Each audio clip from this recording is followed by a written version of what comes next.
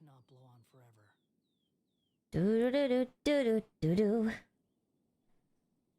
I have arrived, kind of. Sort of. I've only just got here. Hello.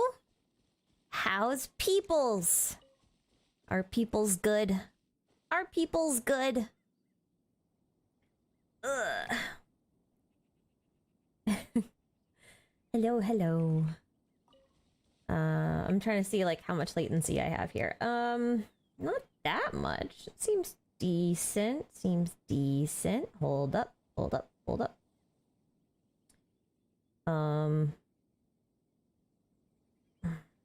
Why does it like to do that? So strange. Anyway. It's rather pathetic to Wait. just to occupy silence. I'm not forcing anything. Shush. Judgmental little robot. I have this thing where like I'm never exactly set up the way I should be when I hit the start button, and then I'm like, oh hey, wait, I should actually set this up, and then I don't. I don't stream that often. Can you tell?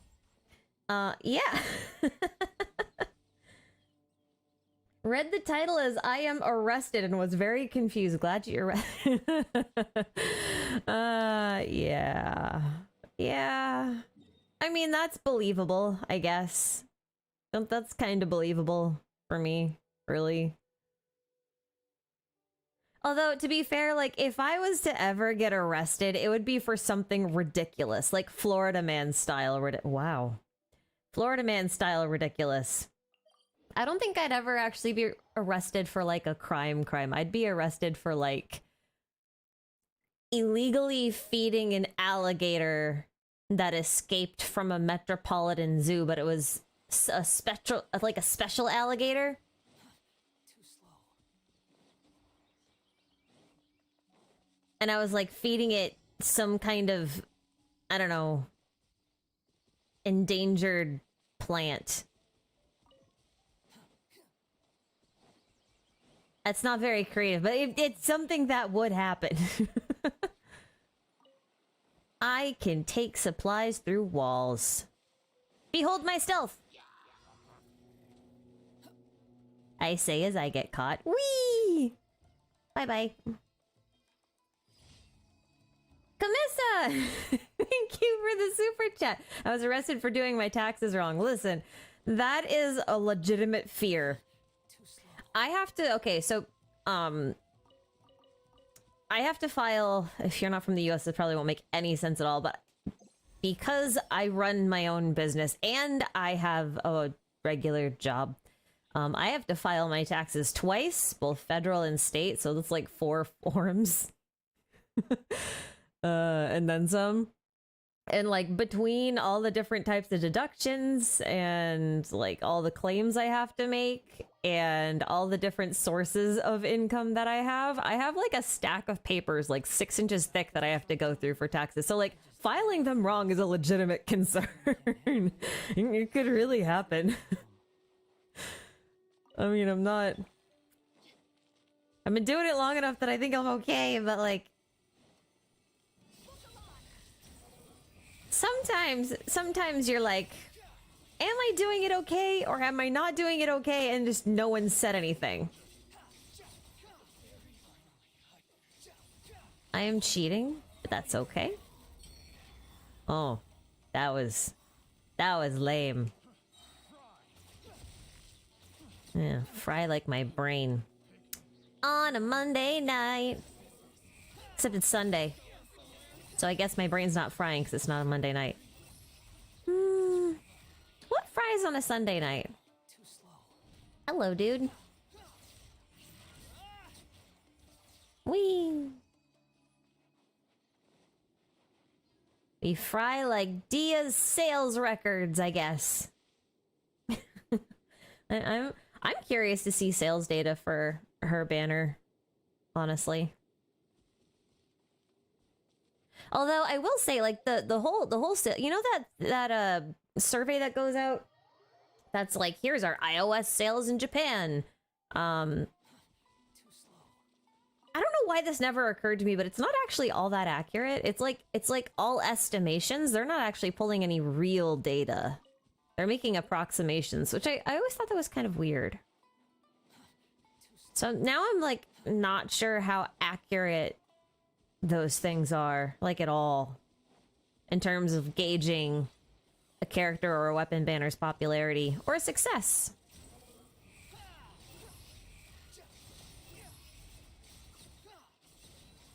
I want to see real sales data, but they won't make that public, which is unfortunate.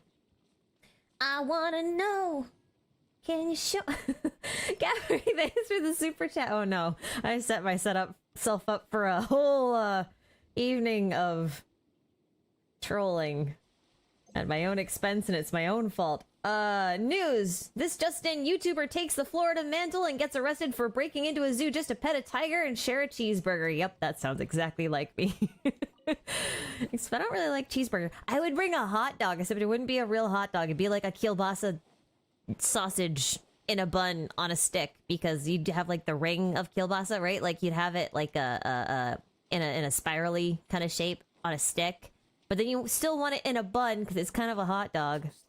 So you add the bun to the stick, and then it's a kielbasa ring on a stick in a bun.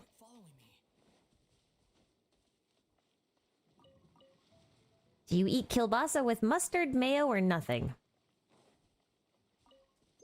Don't say ketchup. If you eat kielbasa with ketchup, you're doing it wrong, and I'm judging you. Too slow.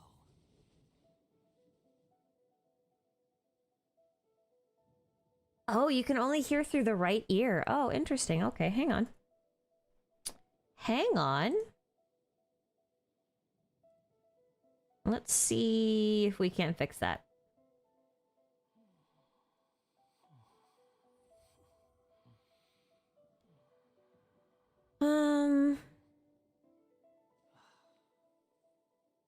I don't have it on mono. I don't have it on mono, so you should have it for both. I don't think that's a me problem. Really? Huh, that's very strange. Is that better or worse? Even the wind cannot blow on forever. Is that better or worse? Okay, cool. Sorry, I was messing with my audio earlier. I got a new mic a couple weeks ago, and I've been messing around with it. So if there is anything that's wrong with it, do let me know, because I'm still experimenting and there's only so much I can test myself. So yeah, sorry about that. Growing pains. I swapped from a Yeti to a CAD. For reasons. I wanted some more options that the Yeti doesn't give. So but it's a learning curve. This thing comes with like a full preamp, and so now I've got a whole little thing full of dials and switches, and there's a lot to learn. I'm getting there slowly but surely. Yeah, okay, thank you. I'm glad that got fixed. Marcus Bullock, thank you for the super chat.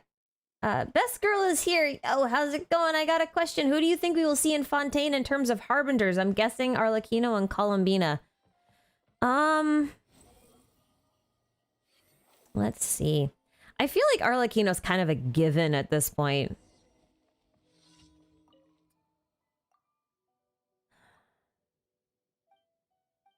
I'm thinking. I'm not actually reading what's on screen. I don't care what this woman has to say. Like, okay, so Arlecchino everyone kind of agrees on. And I agree with most people on it. I think she makes sense. She's been foreshadowed enough that I think she'd be a good candidate. And I guess, like, if you look at the Commedia, Arlecchino and Columbina are often a package deal. So I think that's also reasonable. But I also think it's kind of... Well, maybe it's not too early to meet her. I actually think we might get a Capitano cameo first. I'm not sure. I mean, obviously Columbine and Arlecchino are like the two that make the most sense, but I don't know. I like when it comes to the Harbingers, I have problems trying to figure out when they're gonna appear because like the way that they've appeared so far doesn't make any sense. Like Tartaglia just randomly showed up in Liyue when you really think about it. There's no real reason why he had to show up in Liyue. Signora makes sense for Mondstadt, which didn't really make sense for everywhere else, other than the fact that she was just collecting everything. Dottore made sense for Sumeru because it's like his location. So I don't think Columbina is from Fontaine, and I think Sandrone is a really good candidate for Fontaine. Reason being is that like if you look at what's going on in Fontaine, like how in the Vibro Crystal event, the new dude that talks about that, like all the stuff that's going on in there, it's all very mechanical. And we've already had Dottore in Sumeru, and I don't think he'll show up again in Fontaine outside of like maybe a cameo. But Sandrone also does like lots of robots and stuff, right? And we did just have that event with Lantern. I say just had that event with Lantern, right? Like that wasn't months ago. I didn't mean to do that one. But you know how we had that thing where it's like, Wei Zhang looks quite a bit like Sandrone. I do wonder if that's kind of like minor foreshadowing for that kind of a Harbinger to show up. I think she's like probably my number 2 pick for Fontaine. Yeah. I say Sandrone. Arlecchino and Sandrone. With maybe a Columbina cameo towards the end. Somehow I don't think she'll be playing a big role. I feel like they're gonna use her for like a big reveal at some point. I feel like if she shows up, it's not really gonna be as a major plot point. She'll kind of like be there as like an observer. Just my opinion. But like we don't know a whole lot about her. So who knows? I do think it's interesting though that like if you read the voice lines about Columbina, Skara seems to think that the Traveler will have a particularly hard time with her. So I'm looking at some of these Harbingers wondering if like outside of strength, if the Traveler might just have a much harder time with some Harbingers as opposed to others. Like I feel like Capitano might not be as tricky to deal with because he seems like a pretty straightforward dude. Whereas Columbina seems like someone that I think would be hard for the Traveler to read. Like, to get an actual read on. But anyway. Just my thoughts. Did you know, and I didn't realize this, but if you, oh, I guess you can't see it from here. I gotta move. I didn't realize this, but you see how that mountain over there is like full of blue and green light? I was looking at this on my EU account earlier where I haven't done the Sacred Sakura quest, and all of it's purple. It's surrounded by a purple light instead because the miasma is all nasty and gross. Thought that was a neat touch. I never noticed it before. It just didn't register, so I thought that was cool. I thought I would share. Anyway. Yeah, I need to like not get behind on things today. That would be good. That'd be good. Hi, thanks for the super chat. Did I catch the Princess and the Pea reference in the Golden Slumber quest?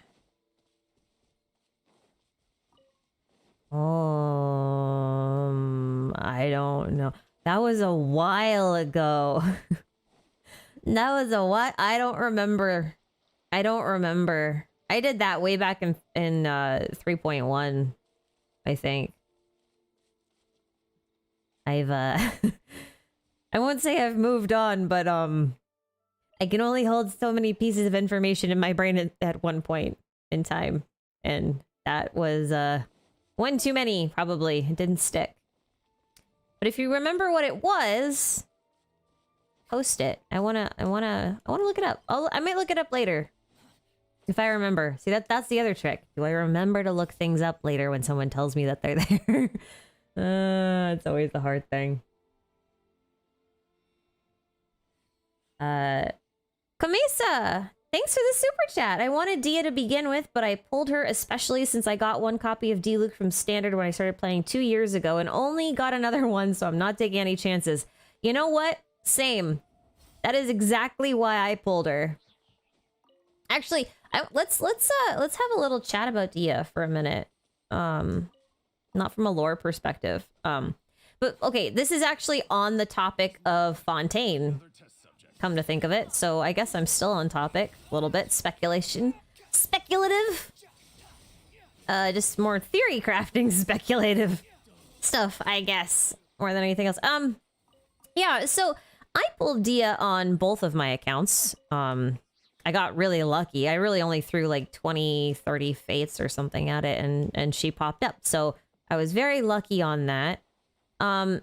I know she's particularly weak in terms of damage output. She's not as effective as a shield. And I think healing is a bit questionable. But like I have basically 3 thoughts about Dia where I don't think she's as how do I put this? Where I don't think she's as horrendous of a pull as most theory crafters will make her out to be. If you watch people use her, most people try to use her as a DPS unit, and I get it because that's kind of how Hoyo sold her, you know? They did all these really flashy, punchy scenes, mercenary, strongest mercenary, all that kind of stuff. Like that's how they sold her, as like this big, heavy damage dealer. And it turns out she's a defensive unit with like really weird defensive capability. But like, if you look at the current Abyss, right? I won't say she's good for every chamber and every floor, but when it comes to things like the husks, those husks, when they hit shields, they become the biggest pains in your butt. Ever. Like, ever. Like, the Pyro one will give all of the nearby husks shields that you have to then break through, so now they take twice as long to kill. And then some of them heal, some of them get buffs. Like, there's all these things, and it's such a pain in the bottom. But if you look at that kind of enemy design, right? Which we don't have a lot of, granted, not right now anyway. If you look at those, Dia starts to make a little bit more sense because she gives you enough damage soaking capacity for enemies that have advantages versus shields, that you won't die. And I think that might be an enemy design that we start to see more of. Like, I don't think it's particularly useful right now, just due to the lineups of enemies that we have. But I wonder if Fontaine's going to bring more of that. And if we're going to get some different types of defensive utility like Dia. So there's that to start with.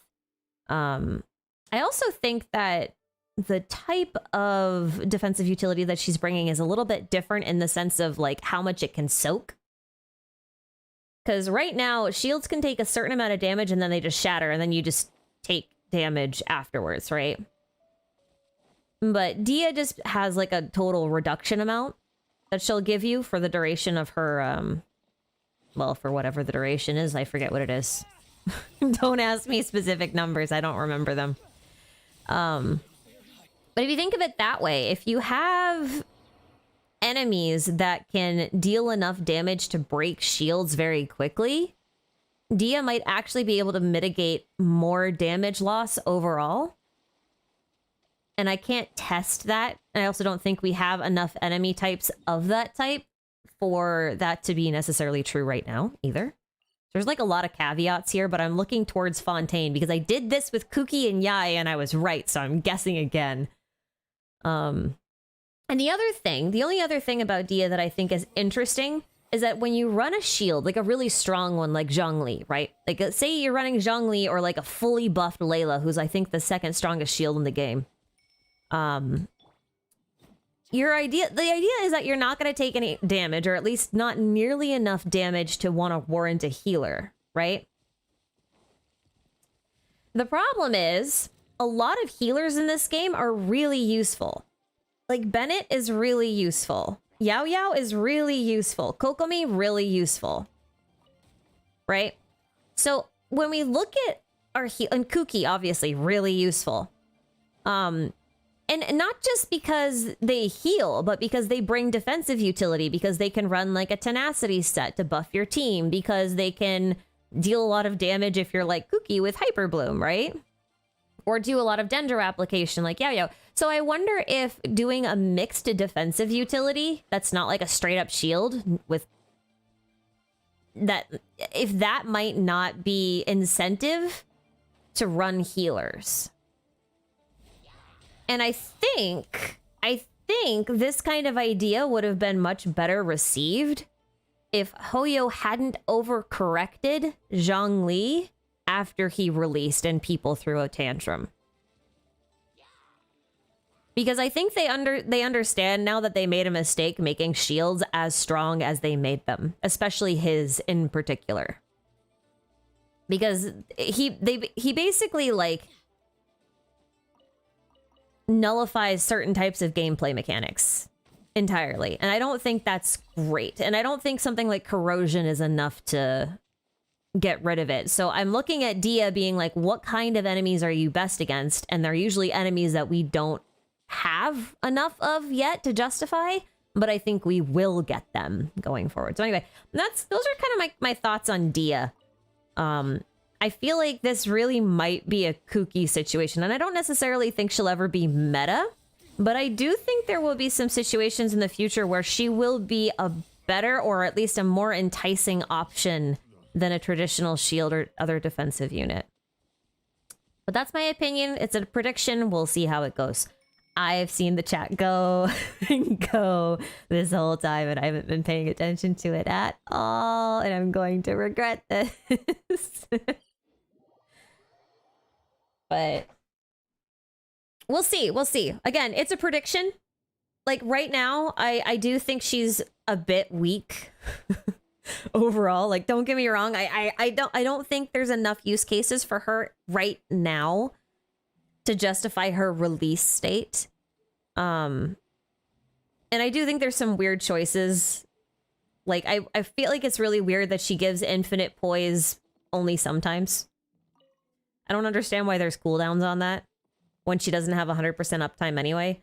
So like there's little things like that I'm just like very confused by. But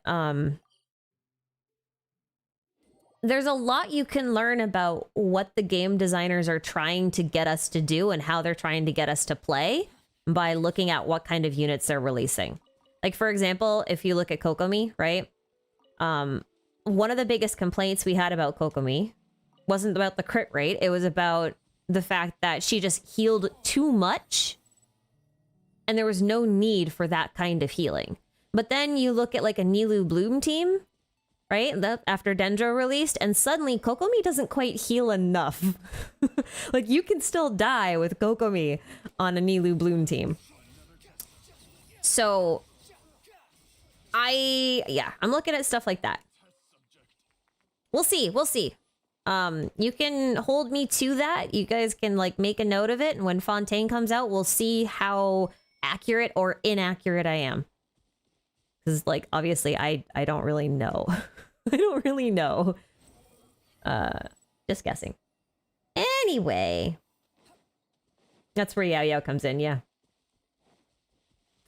But yeah, keep expectations a little bit low, but like this is where I would see the use case, I guess, is what I want to say.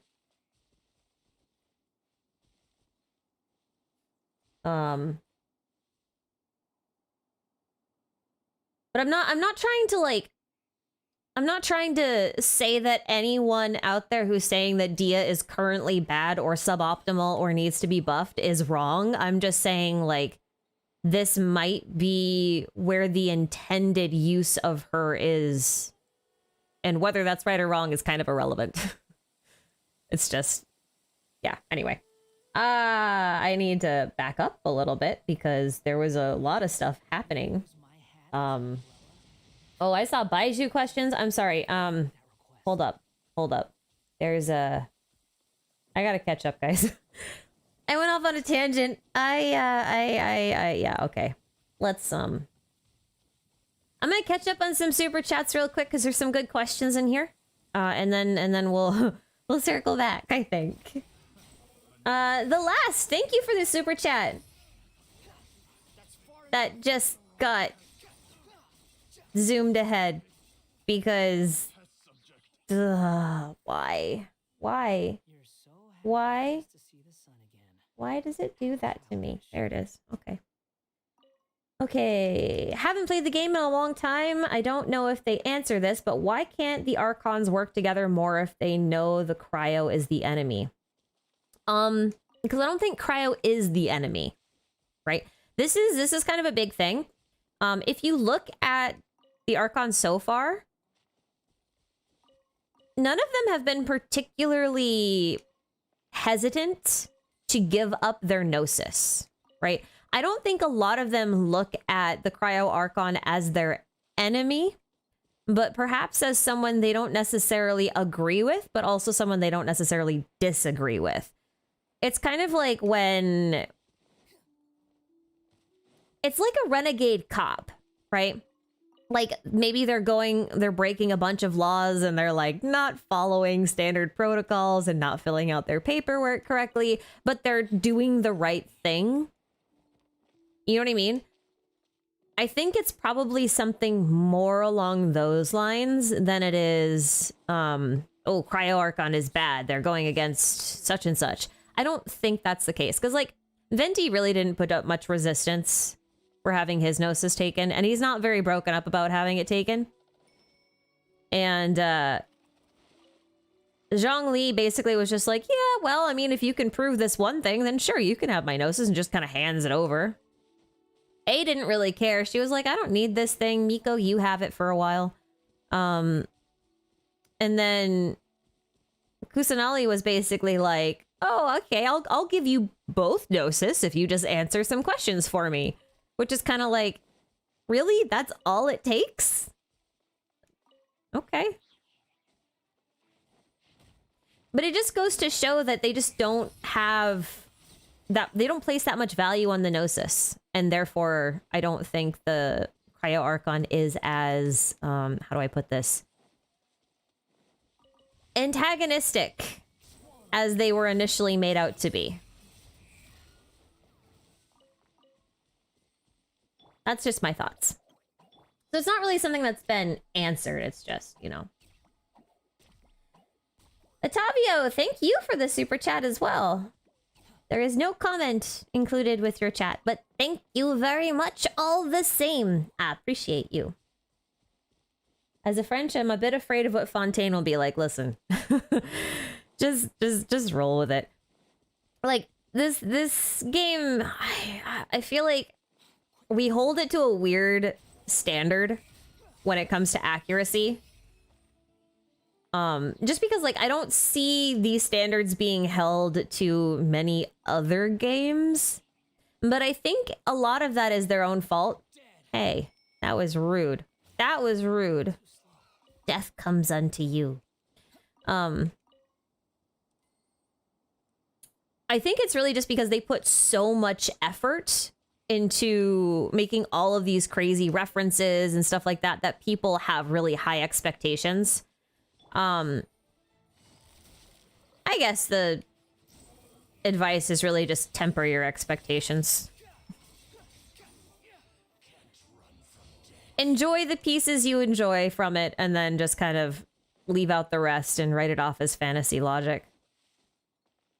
There's a lot of good real world conversations we'll have from it, but at some level we have to suspend a little bit of disbelief. Just a little bit. You know?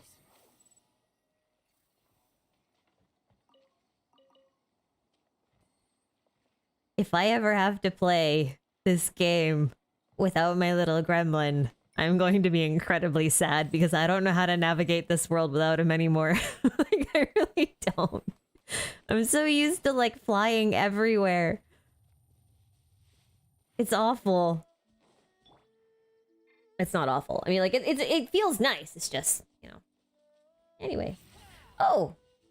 Octavio, you did leave a message. It's just farther down in a different thingy. Well, thank you for your other super chat and for the message this time. Is there a reason why they changed the Celestial model? Yes. Yes, there is. All right, so if you don't know this, where is it? Where is it? Where is it?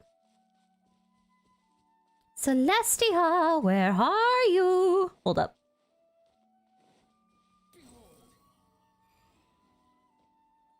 Where is Celestia? There it is. That's not it. Wait, is it? That's not it. Where is Celestia? I have no idea. It's somewhere. Okay, well, listen. The thing about Celestia is that, like, it's hovering over the Fontaine area right now.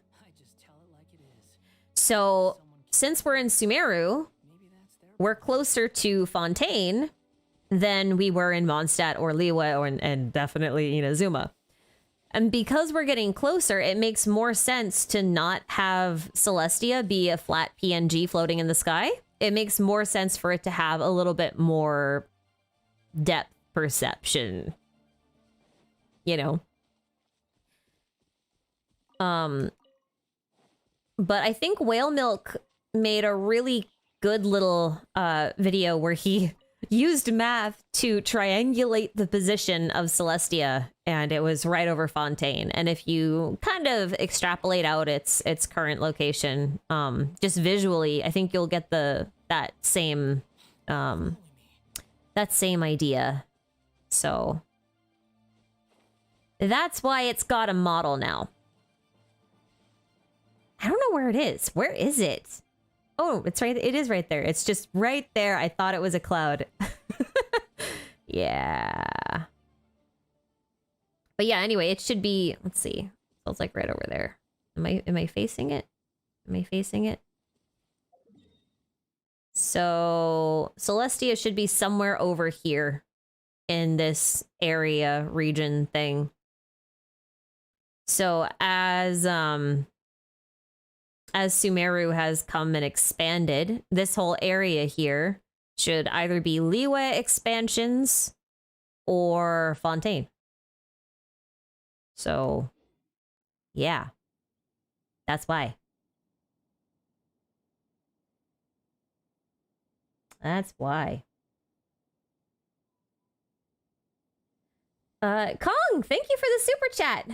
Thank you for also telling me how to pronounce your name, because I've struggled with it many times and I'd feel really bad.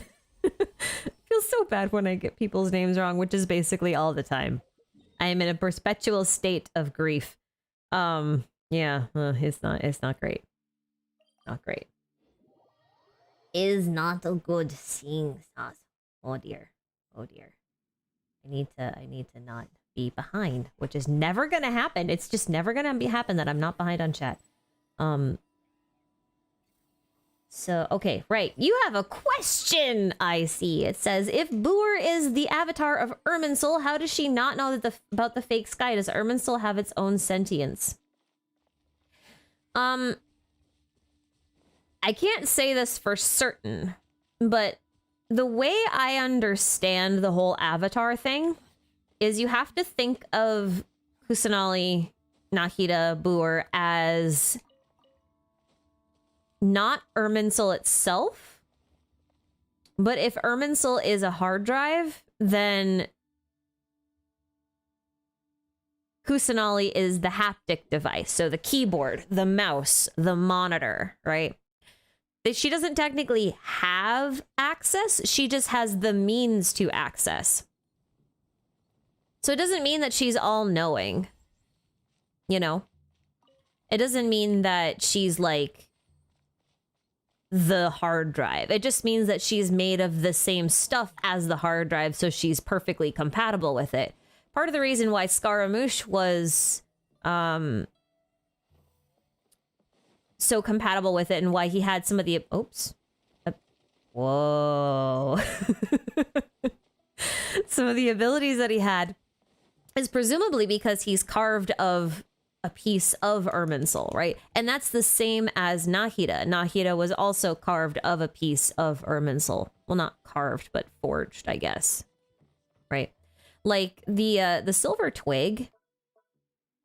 This, if you watch this cutscene back where you get this, it's Ruka Devata that has this silver twig. So this was the silver twig that Nahida was presumably carved from. That's at least what's been implied. So that's how I think about it. But I think Irminsul itself is its own thing. And I wouldn't necessarily call it sentient unless you want to call something like ChatGPT sentient. I think it would be something along those same lines, you know? Where it kind of like feels like it has sentience because of some of the feedback that it gives, but it might not actually be able to literally think for itself.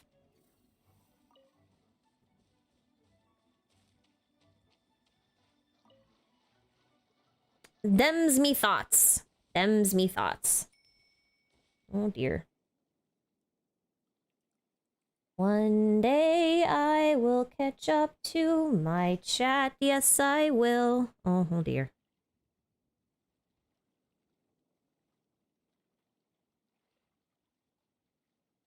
Hold on.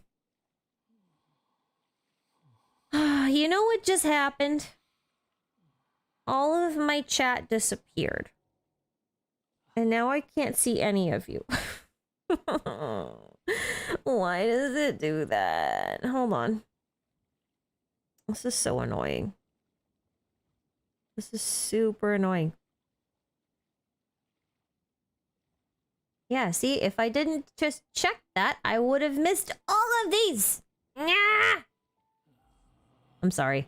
Allie, thank you very much for your super chat. I'm sorry, I almost missed this, but do you think it's possible that this version of Teyvat is just a looped second run of a previous Teyvat, like a Samsara?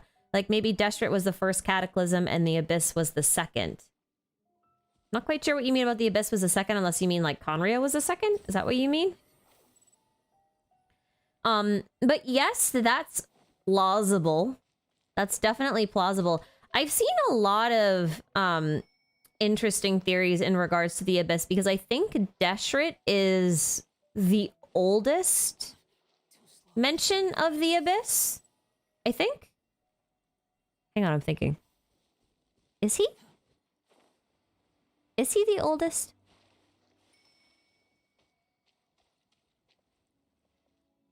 Yeah, I think he is the oldest. I mean, don't quote me on that.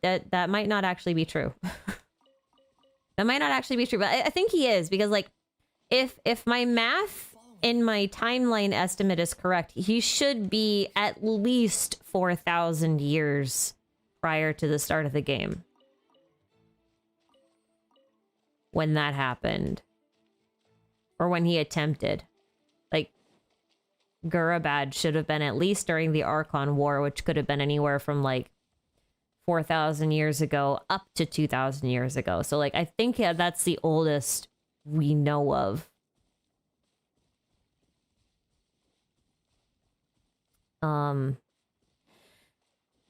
But if there were previous versions of Teyvat, and there very well might have been, because like if you go to the chasm and stuff, right, it feels like we're kind of layering. Like all of these cliffs and everything. Even this, where I am right now, this whole place that was Havria's domain, like this whole thing could have very well have been way above ground on a mountaintop and then sunk. Therefore, you know, making us a new Teyvat built on top of an old one. Kind of like a tree, right? Like a tree adds rings every couple of years. Well, except it doesn't add them on the outside. Well, no, yeah, it does. No, it doesn't. Oh my god. I feel really dumb. Does a tree add rings from the inside out or the outside in? It adds them from the inside out. No, it doesn't. Outside in. Never mind. I actually don't know the answer to that question. To exchange pleasantries. It's Wait, which way does a tree put its rings on? Oh no! Why don't I know this?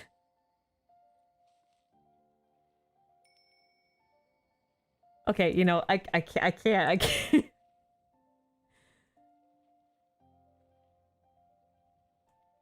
I have to look it up. This is gonna be crazy.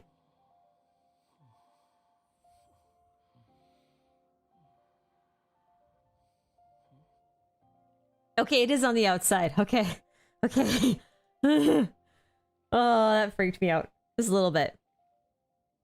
Unless,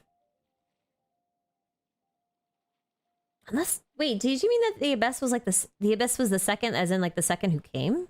Like the second, like the, because like the second should have been before Deshret was even a thing. Or was Deshret? That depends on who you think he is, actually.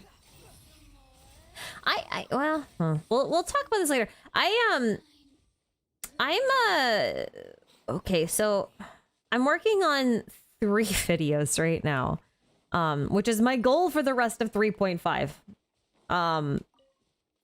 It's, we're gonna do a Hex and Circle video that I'm gonna combine with another idea that I had from a while back that I won't spoil for you right now, but it's gonna be kind of cool. And hopefully I don't have another same brain moment as Island did. Because that was embarrassing. So I'm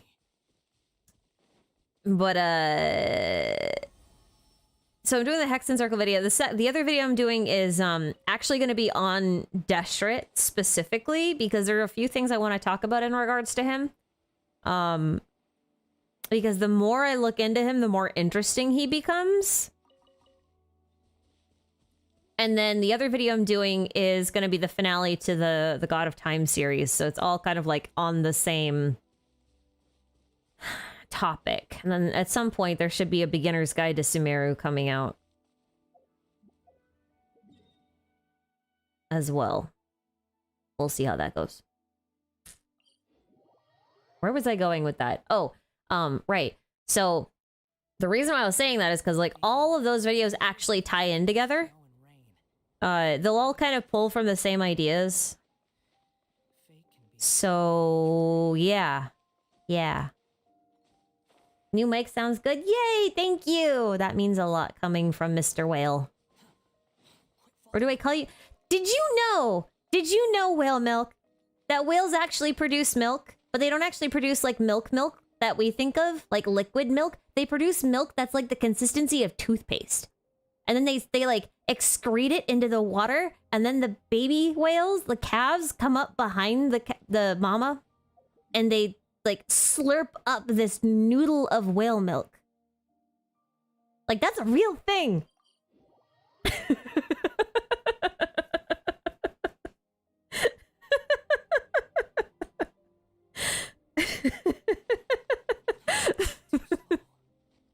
Forbidden knowledge indeed. Fish also make milk, but it's also kind of oily.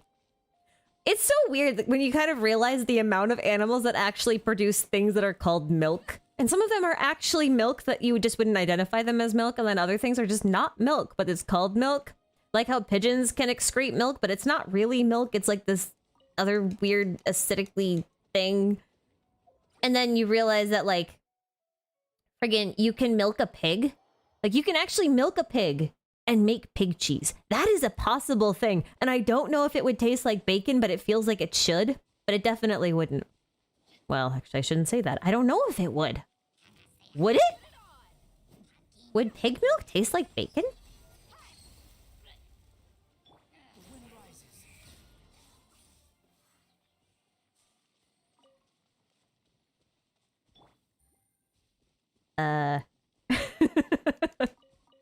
Sorry, I got really sidetracked.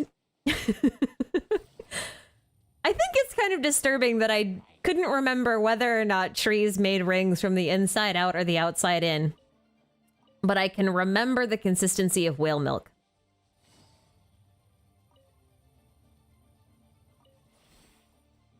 I'm sure there's like a personality quiz out there somewhere that will use that information for something. Oh, I have a puppy that wants to come in. Hold up. I'll be right back in like 30 seconds.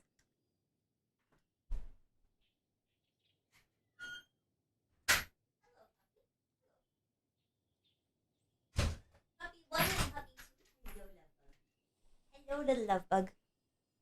Hello, little love bug. Where's your good boy? Yes, you are. Are you done barking? You had your fill? Yeah? You screamed enough into the void today? Yeah. He's a good puppy. Okay. I'm gonna get back on topic. Yep. Kamesa! Thank you for your super chat. You said you wanted to pick my brain about Nahida's Kaveh line. What do you think she means? He seems emotionally driven, so do you think she means she understands the merits of emotion as well as logic? Okay. I've made some claims about Kaveh, and I want to point out, as like a full disclosure, I'm biased. I really like Kaveh as a character.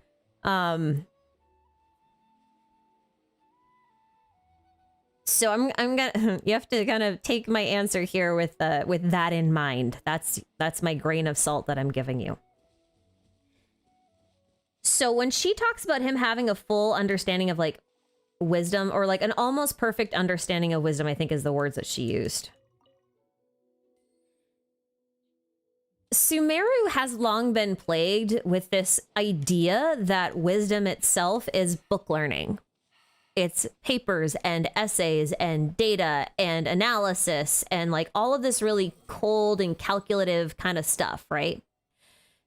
Kaveh is basically the epitome of the opposite of that. He has applicable wisdom. He basically takes all of that book learning as foundational knowledge, and then he twists it and warps it and manipulates it into something new. And I think that's what she means by he has an almost perfect grasp of wisdom, right?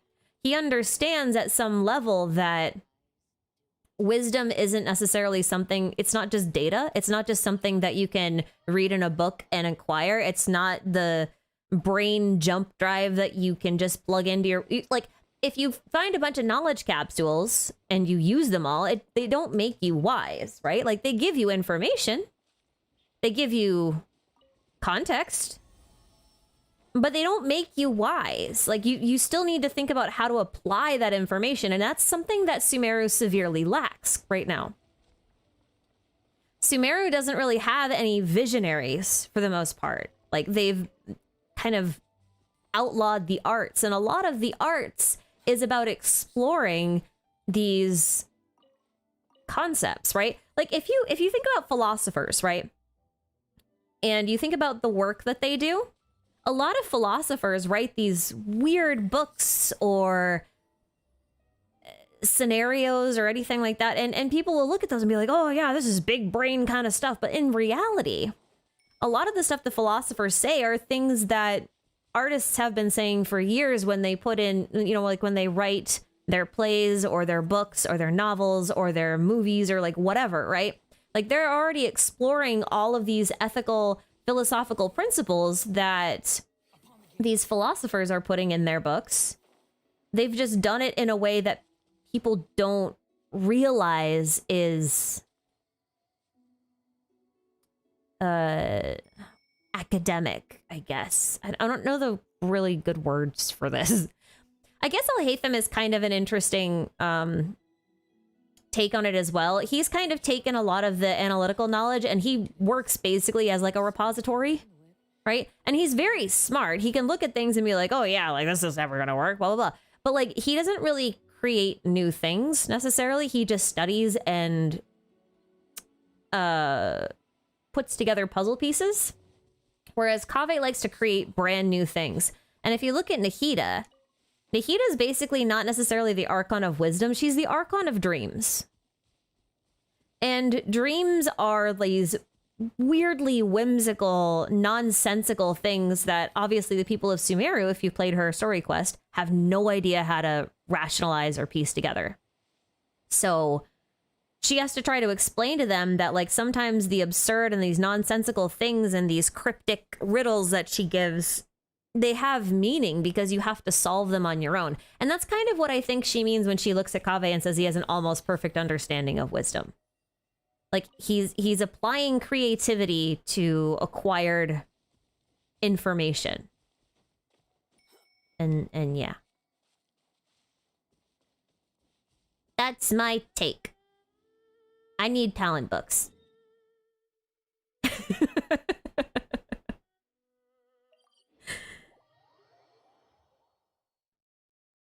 hope that answered your question. But that's what I think. That's what I think. Oh, Silicon, hi! I didn't even see you here. If you're still here. I'm sorry if you're not. Maybe you'll watch this later. Thank you for the super chat. Just wanted to stop by. Doing some research. Gonna be lurking in the stream. Oh, you are here. Oh, cool. Interested to hear your thoughts on Fontaine, though. Talked a little bit about Fontaine. I have talked about what I think Fontaine's meta is gonna look like. We'll see how accurate that goes. There's a couple of things going on in Fontaine, and I'm not quite sure where they're gonna take it. Because Sumeru definitely didn't go where I thought they were gonna take it. So who knows how useful this prediction will be. But there are a couple of things going on. It sounds like there's another academic institution in Fontaine that we're going to have to contend with. Although this one seems less on acquiring knowledge, more on like developmental research. It sounds like Fontaine has some real environmental catastrophes going on. So I think we have a lot of good setup for us to potentially see some forbidden knowledge-y stuff come about again. I think that's a real possibility. Because, like, what's more toxic than abyssal goo? Especially if people are, like, trying to manipulate ley lines to generate power, which is, like, something that we saw in the Tignari story quest, right? Can you come back here, please? Come back here. I want your soul. It's mine now. Like we saw how they used the ley lines, like they tapped into the ley lines to generate energy, right? I think it's pretty realistic to assume that Fontaine's doing something similar, and when you mess up with the ley lines, you know, a whole bunch of fun little messy things start to happen. Owie. So rude. So very rude. So that's one thing I think will happen. I'm also wondering if we're gonna get another Archon fake out where what we think is the Archon isn't actually the Archon, but the Archon is something else somewhere else. But I don't really know how they're gonna do that because, like, in Mondstadt, like, the Archon was hiding in plain sight. In Liyue, the Archon faked his death. In Inazuma, we had twins. In Sumeru, we had clones. And I don't really know how they're gonna pull off, like, another, oh, you know, the original Archon looks just like the new Archon, and that means that, you know, they're different, but they look the same. Here's the reason why. What else are they gonna do? Like mother and child, but they look exactly the same? I don't know. So I think we'll get another Archon fake out. I don't know what it'll look like. And I really want underwater exploration. That's less a prediction, more a wish list thing. Please give me underwater exploration. I want to dive. I want to dive. I want to like Subnautica this thing up.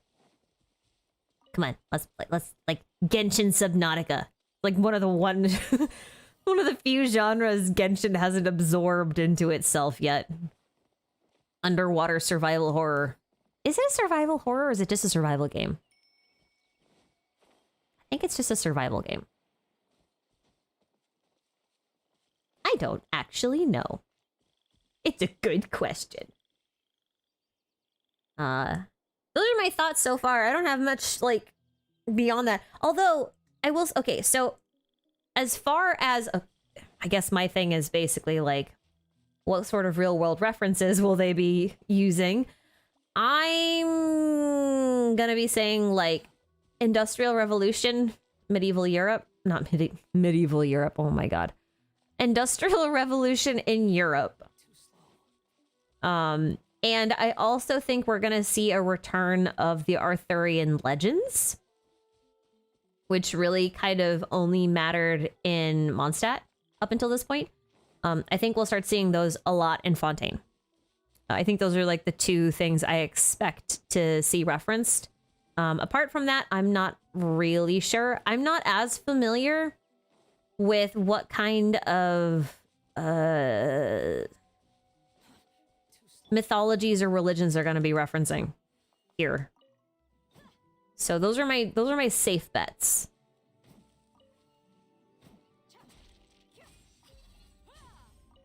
I say punch into the wall. I punch into the wall. I don't know where it went. Whee! Okay, hold up. Unlimited Spade Works. Thank you for the super chat. Apologies if you've already covered this before, but does Dane have forbidden knowledge? He seems to be subject to some form of corruption and said that we will defy this world with a power from beyond. That's a good question. I don't have an answer to that, though. The thing is, like, Dane is kind of a weird one, right?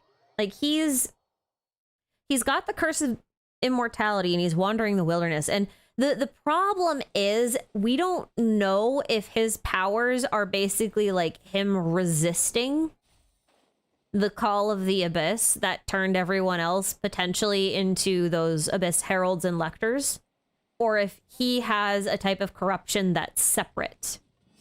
I want to say that he's probably... I think he's... I think he has the same type of curse as the rest of the Conrians, honestly. Like, well, that's obvious. Like, they all have the curse of the wilderness. That part's obvious. What I mean is, I had this suspicion that a normal Conrian with the curse of the wilderness could potentially become an Abyss Lector or a Herald at some point through some process. And there's this one instance where Dainsleif interacted with a Hydro Herald, where the Herald basically suggested heavily that they were both suffering from the same affliction.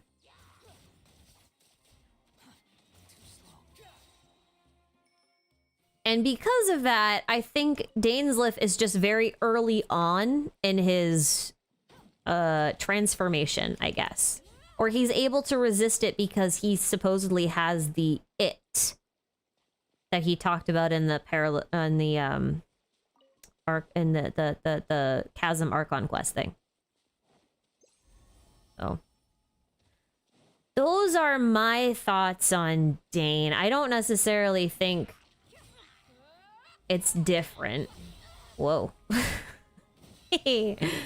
I love explosions. I love explosions. Burn me, burn me. I've been having really a lot of fun with a Burgeon build for Dia.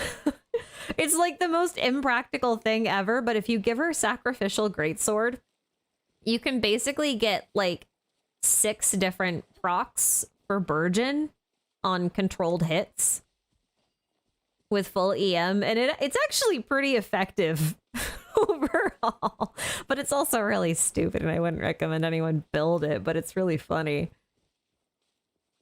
Anyway.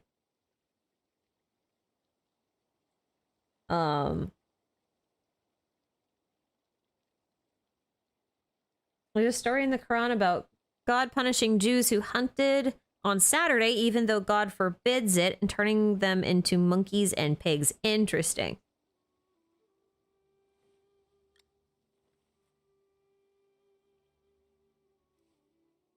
Interesting. I do think there's some... I think there's something to it, but like we don't really know the specifics of it yet. We need to learn more about the Hilichurls too. Because like I still think that it's the same curse that manifests differently. And I don't even think it's a curse, honestly. Like, I'm still of the opinion that it might not be a curse at all, but like, how do I put this? I still think it's like if you have exposure to the abyss for X amount of time, like you're gonna get It's rather pathetic to force a some kind of just to silence. mutation, I guess. I don't necessarily think that someone went, "Oh, I'm going to curse you. I'll curse you." You know, I don't think that's quite what happens. But anyway, radiation. Yeah, something like that. Tenchi Tales, thank you for your super chat. Hello about Alice. How old do we think she is along with Klee and her dad? Also, do you think Hoyo has the whole story figured out? We have years left. Those are two questions. I will answer first question first, which is basically...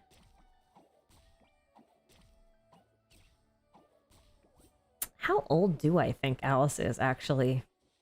I've never really thought to put a number to it. How old do I think Alice is?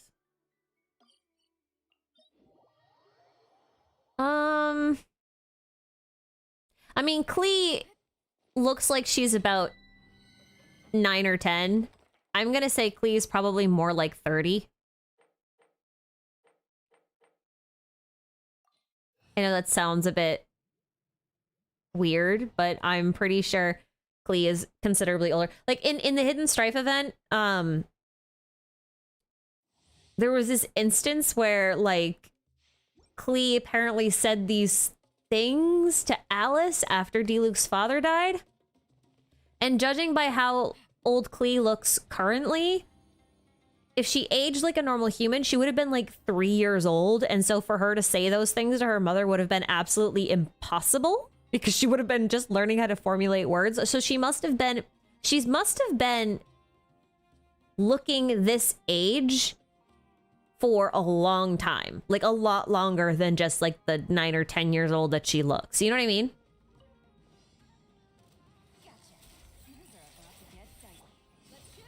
So like I'm estimating she's like at minimum probably 30 for Klee, not for Alice. Alice, I would say I wouldn't be surprised if she's over 3,000 years old. I wouldn't be surprised.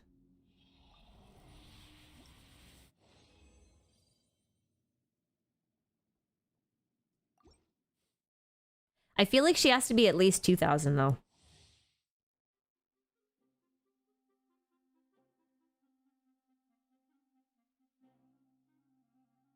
Am I making a video about the Hexen Circle? Yes, I am.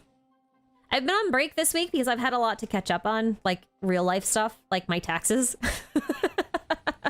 So I just needed I needed this week to do that. Which is good because, and I'm glad I did it because if I hadn't done it, I would have had I would not have had the idea that I had, and I really like the idea that I have, and I'm really excited to work on it. I really wasn't excited to work on the other one, so there's that.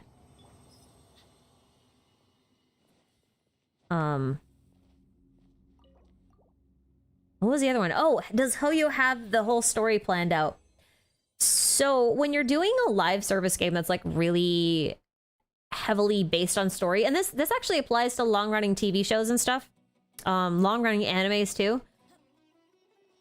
A lot of times what happens with the writers is that they'll have the general framework and like the really important story beats all hammered out. And those are kind of like set in stone for the most part. Like there's not a whole lot of leeway with it. But because you only have the main story beats kind of planned out, and probably like, you know, 2 or 3 really important characters per region, right? Still gives you a lot of flexibility to work with other little mini stories or side quests or historical things that you want to move in and that kind of stuff. So I would say they probably have the bare bones of it already worked out. That much I will say with confidence that they would definitely have. If they didn't have that, they would not have released Travail. And if they were planning on changing it significantly, they would have probably taken the video down or released something else. I don't think they would have just kind of left it up the way it is. But I don't know. Maybe that's misguided. I would say they at least know how the story ends. And I think that's the important part.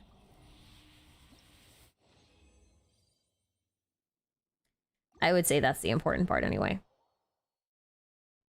But yeah. Kira, thank you for your super chat. Do you think the burning of the will... Oh, I think you mean the burning of the tree will happen. And what do you think Nahida's second story quest will be about? Well, if we look at the trends of previous story quests, which we really only have Zhongli and A's to work with because Venti still doesn't have his little stinker.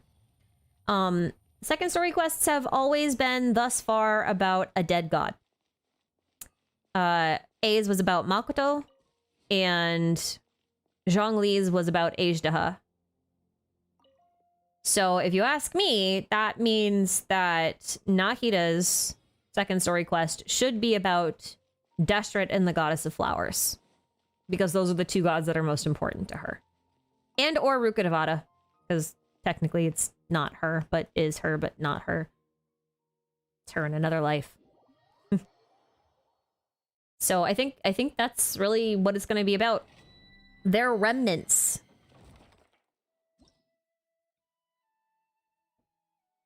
And that's why I'm excited. I am very excited about them. Yeah, and maybe a pep too.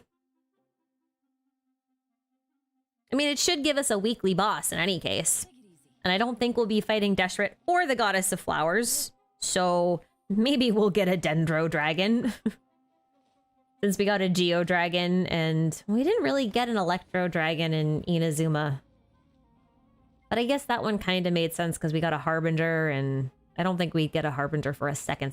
Because, like, the second story quests are always optional weekly bosses, right? Like, Senora is mandatory because she's in the Archon quest story. But the story quest bosses are optional. So I don't think it would be a Harbinger. I don't think they'd make a Harbinger an optional boss. But hey, what do I know? Maybe I'm wrong. Maybe I'm wrong on that. Who knows? Shoo-ba-doo-ba-doo, ba-ba-doo-ba-doo, boo-ba-doo-ba-doo, ba! Yeah. Satisfying.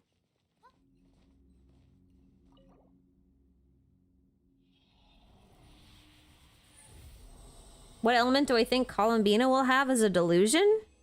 Oh, I don't know. I think it's kind of a fool's errand to try and predict the elements of the Harbingers at this point. Listen, I got lucky predicting the element of Skara, okay? I did. I got really lucky with that one, and that was only because they made his inspiration really obvious. So, like... Yeah.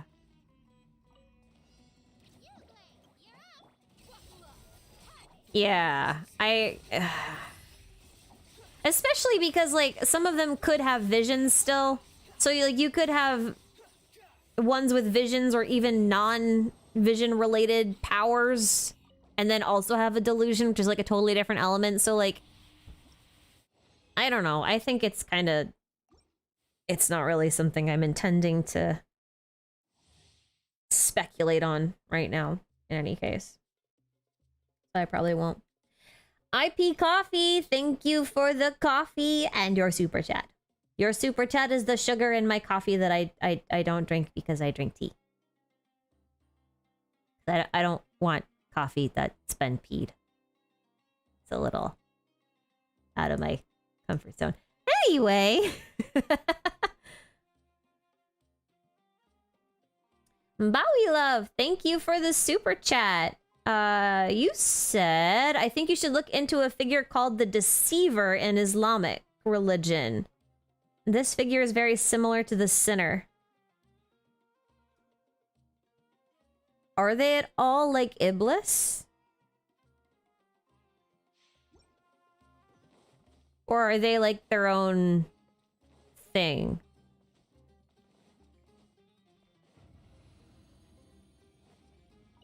I don't think I've heard of a character in the Quran of that label. By that name. I mean, like, I've heard... There's a lot that have been called, like, deceivers and stuff, but I haven't found one that's, like, called the Deceiver. You know, like the deceiver to deceive all deceivers. Well, that's a bad way to put it. But then again, maybe I'm not looking in the right place. I'll mark it down. I'll mark it down and I'll take a look. I'll take a look for later. Malachite! Thank you for the super chat. And then Hoyo pairs Kave with certified book boy Al Haytham because that's funny. Listen, okay, this is like from way back. I am so far behind, holy shit. Yeah. I'm actually gonna explain. Okay, I've made a couple of claims in some videos recently. So the last video I had, I made the argument that Al Haytham actually isn't... Oops. This is what happens when you don't have any interruption resistance on Scarra and then you miss a dodge. Whoops. And then you switch off Yao Yao because you're an idiot.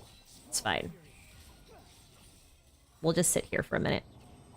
That was dumb. That was punishment for me making claims. Okay, so like in my last video, I was talking about how I didn't really think that Al Haytham was a very good example of Deshret, and I think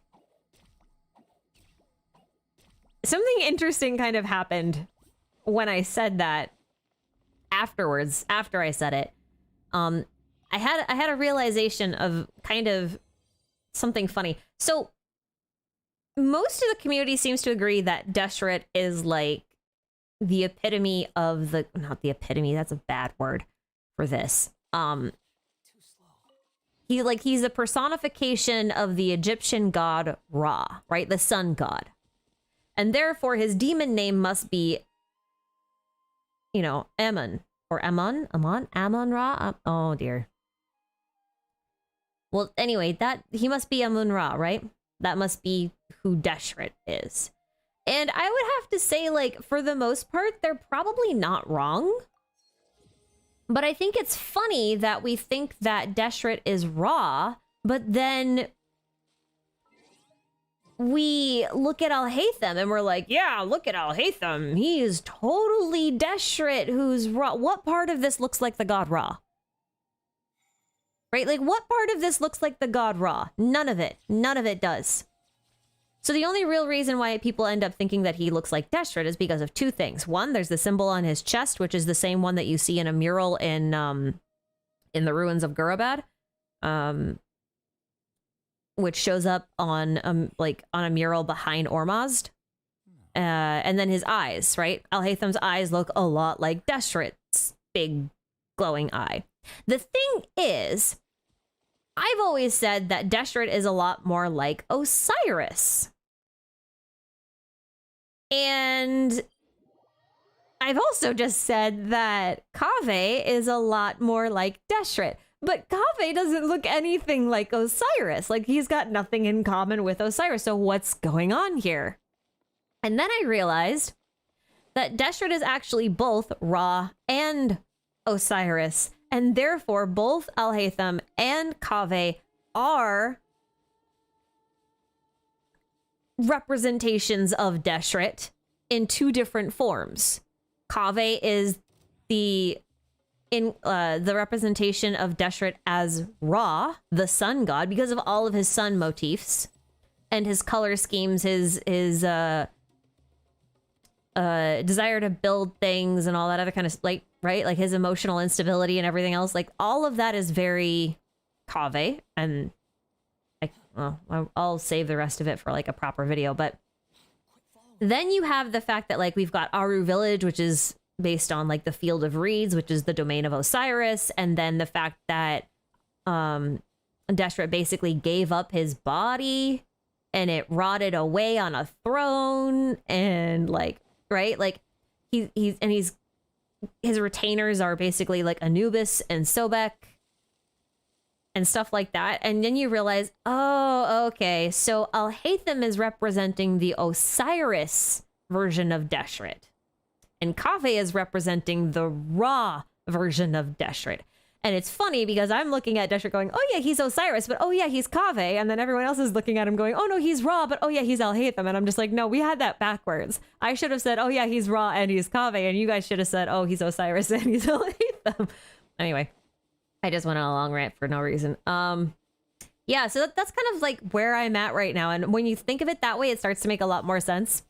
Because Osiris was very green. Alhaitham's very green.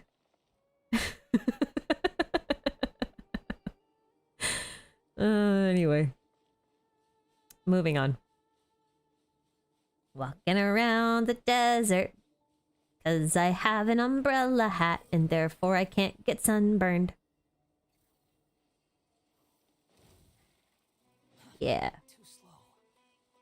I'll go into more detail. I'll like actually list out all of the proof points and stuff like that later on. And I might not even get to it until 3.6 because I'm wondering if there may be some things about Kaveh that I would really like to include in such a video, but I don't know yet or can't confirm yet just because he's not out yet. So that might be an early 3.6 video. We'll see. Might be an early 3.6 video. Depends on what's actually in 3.6. Like if we get a whole new area or a new quest, like a new Archon quest or whatever, then it might take me a while to compile all that information. So it'd be nice to have that theory to work with in the meantime. Anyway. Can Skara burn if he's a puppet, like Sunburn? Oh, good question. I don't think he can. What a special boy. I'm really jealous. I want to not sunburn. Remember when I was doing farm work, I used to like get my ears blistered every year. It wouldn't matter how much I put sunscreen on or what kind of hat I was wearing. My ears would always blister, like puff up at least once every year. The start of the season. It was awful. Like your ears, oh, never mind. That's graphic. Build check? Build check on what? Wait, build check on what?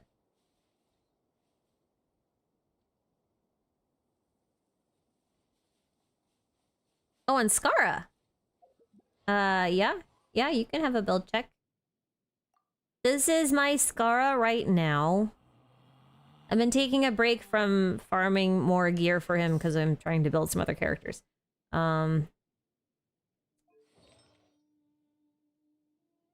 I have C6 R1, and then 4 Desert Pavilion. One day I'll get a better clock. One day. That day is not today.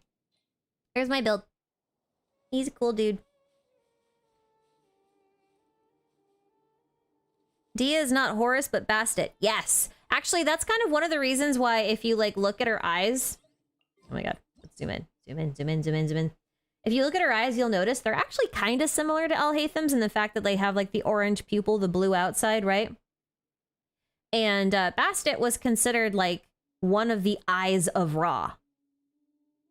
So Dia having that just kind of pushes the whole idea of her being descended from the desert dwellers that were the people of Deshret, which I think is kind of cool.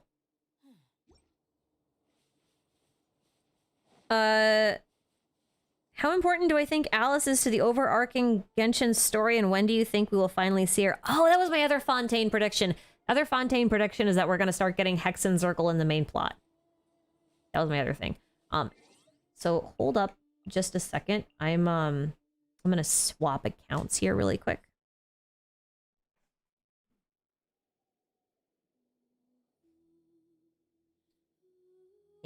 Oh, my mouse disappeared.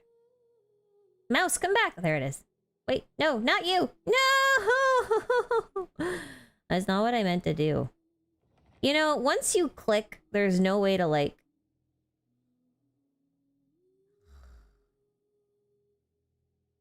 Hold up. Hang on. Hang on. Hang on. I have to... One sec. One sec. I knows what I'm a-doings. Promise.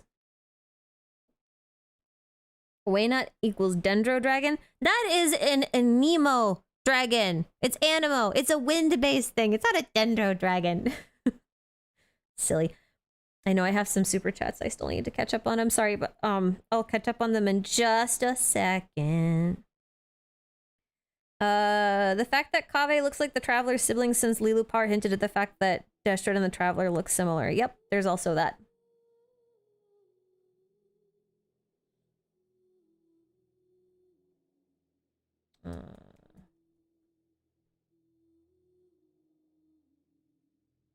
I know you've got a black screen. I'm sorry, guys. I will fix in a second. Come back. There it is. We're back. Sorry about that. Sorry about that. Do I think the Hydro Archon could have a split personality? I don't see why not. I mean, that would kind of make sense. The void eats us all. Yes, devour! Devour! Travelers as Deshret clones in an attempt to clone Crystal Boy as a new body. Calling it now. That'd be interesting. Anders' daughter and Ryan daughter, do you think there's a relation between them? Not in the way that you would think. But yes, but no. More no than yes, actually, I think. Any thoughts on Cyno lore from the event? I mean, we basically just got confirmation that he's possessed by a spirit, and one of them is Hermanubis or Anubis, depending on how you really want to translate that. And that just really drives home the whole connection between him and Razor potentially being Wep. Oh my god, I'm so sorry to anybody who actually knows how to pronounce this. Wet, I think is the name. I'm not, listen, I'm a stupid American. I'm gonna do the best I can, but it's not always gonna be up to par. But yeah, Wet, which was a relative of Anubis, or at least he was heavily associated with him. So I thought that was really cool. Because, like, you know, Razor does have a spirit that's also with him. And so now we know that Cyno actually really 100% does have one, and it has a name. So I think that's cool. I think that's pretty neat. I think that's pretty neato burrito.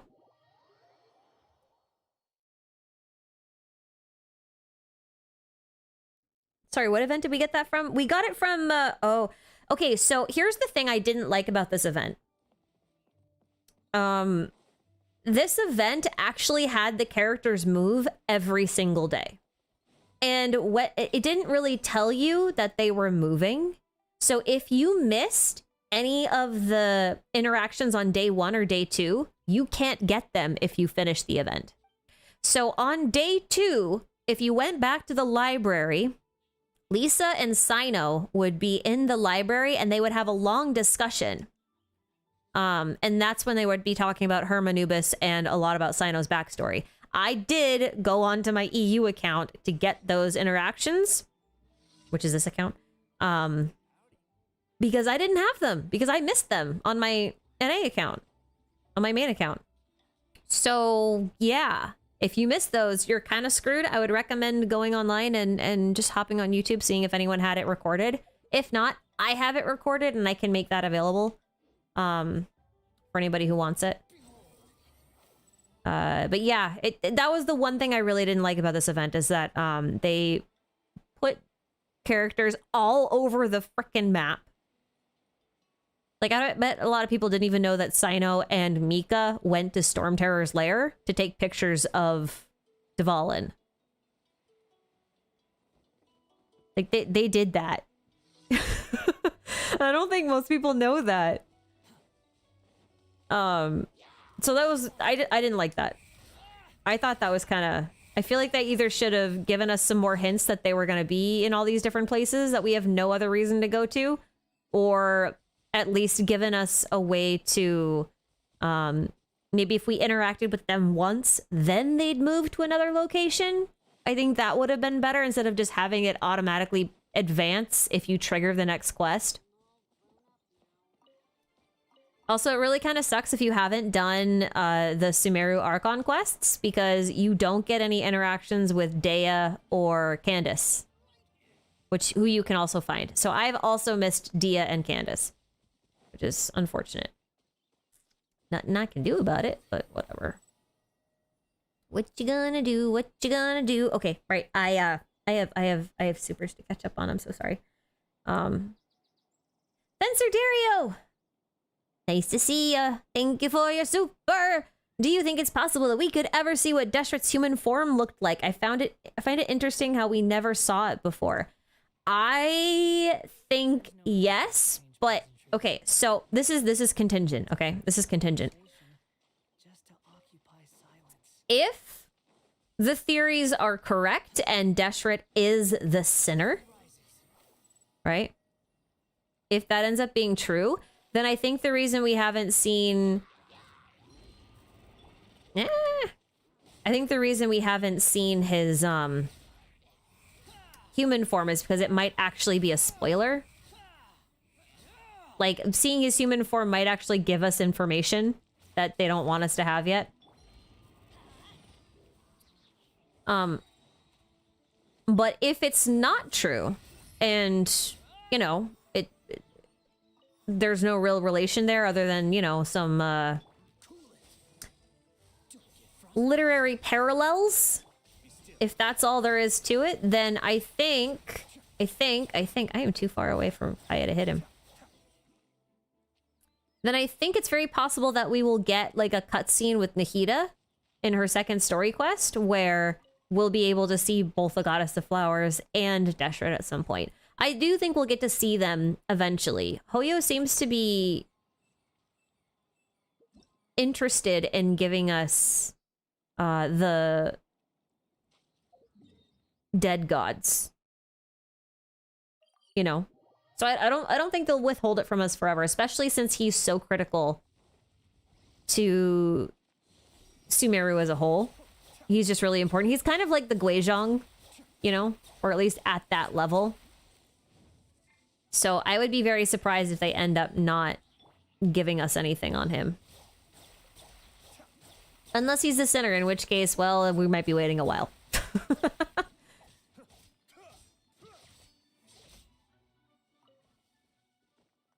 Oh, feeling the power level differences between two accounts is so painful sometimes. So painful. So painful. Oh my god. But yeah, I think so. Hey, Comesso, welcome back. Thank you for your other super chat. Your Kave question. Do you think that's why Nahida and Albedo enjoy Cyno's jokes? Most people listen to them expecting to get it immediately, but they just see it as a fun thought experiment. Huh. Yeah, you know what? That probably might be... That might play a pretty important role. Like, if you think about it, maybe they just like the fact that you have to think about it. Like, it's not obvious. The answer isn't handed to you. Like, one thing that we saw... or maybe that we'll see more of, is, people struggling a little bit with not having access to the Akasha anymore. Because they used to just be able to go to the Akasha and ask it anything and get any information they wanted to whenever they wanted it. And they don't have that option anymore. So they've never really had to think entirely for themselves, you know? Like when we did the Golden Slumber and we had to work with Tirzad and he kept saying, well, I'm an indoor archaeologist, you know, like he does indoor studies of stuff, right? Like he's not someone who actually is going out and acquiring knowledge organically and creating his own wisdom. He's just kind of regurgitating and revising the work of other people. And Cyno is trying to like come up with new things. So I do think that probably plays a role.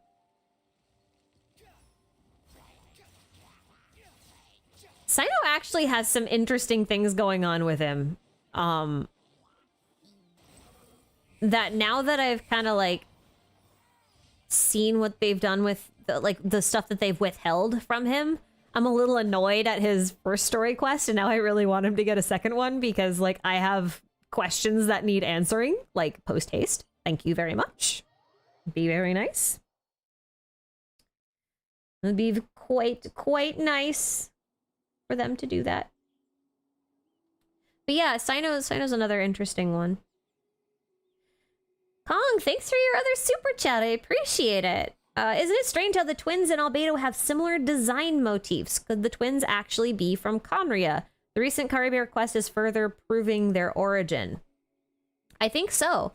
I mean, the fact that Rhine-Daughter is the one who made Albedo, and the fact that we now know that the twins were royalty of Conria. I'm sorry, spoilers if you haven't done the Caribbean quest. If you haven't done the Caribbean quest, I wonder what you're doing here in this stream right now, though. I'm...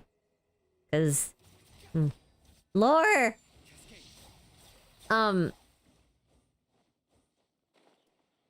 lost my train of thought. Oh, right. It would make sense to me that Rhine-Daughter would base Albedo off of the twins, if she ever had contact with them, even from a distance.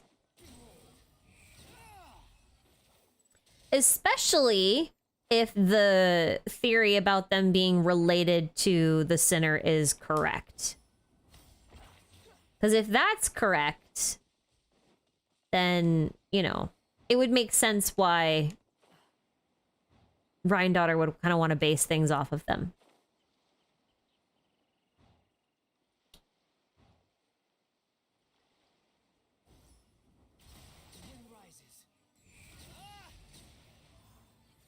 That's just my 2 cents. But it also could be that Albedo is just heavily Conria themed. And he's not even bothering to hide the fact that he's Conrian themed. Like, Kaya is kind of trying to be more... He's like a hybrid Mondstadt kind of themed, right? He doesn't have as much connection to Conria as we initially thought he did. Whereas Albedo definitely does. So I think that might be part of it. Seems likely. Seems likely. Hey, you dude, give me my money. I'm gonna push him right off the edge. Anyway. Kira, thank you for the super. Do you think the burning of Irminsul will happen, and what will Nahita's second story quest be about? Did I not talk about that? I thought I did talk about that.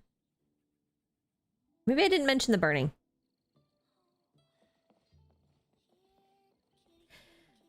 Well, I already talked about Nahita's second story quest. I think it'll have to do with the dead gods of her region, which in this case are Deshret and the Goddess of Flowers. And or maybe Apep, we'll see. But I also think that I should get some artifacts.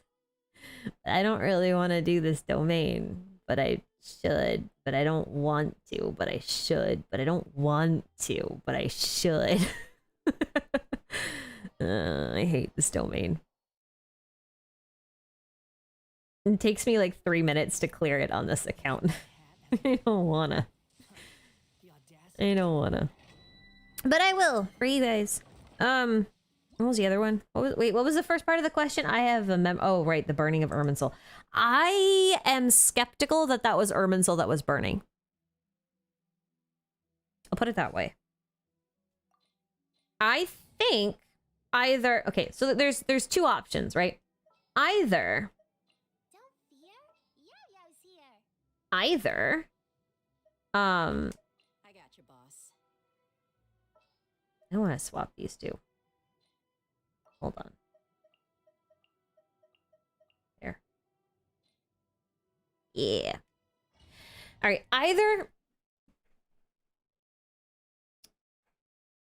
it's just a metaphor, right? For Dottore showing up in Sumeru and raising havoc. Either it's a metaphor for that, or Dottore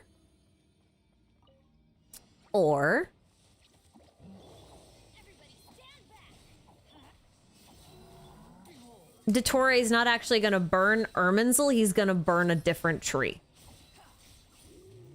Because, like, Irminsul isn't the only important tree in Sumeru. Like, when you think about it, there are a few others that just don't get talked about.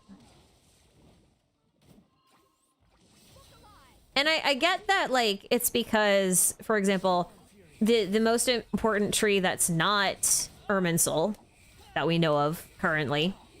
Well, actually, there's two. There's the Divine Tree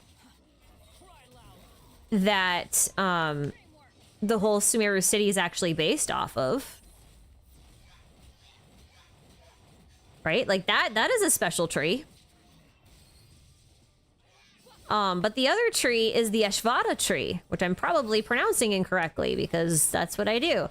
And that's the tree that Rukkhadevata basically created using the source song that she learned from the goddess of flowers. And that's how she created the whole race of Aranara. So that tree was also really important. So that's like 3 really important trees inside of Sumeru already. So it's very possible that there are more trees somewhere that I just haven't been burned yet, right? There's no reason to suggest that that tree that he burned in particular was Irminsul. Especially because, like, how do you burn a magical tree that, like, you have to go into someone's weird subconscious warp zone to get to? Like, how would he even get there?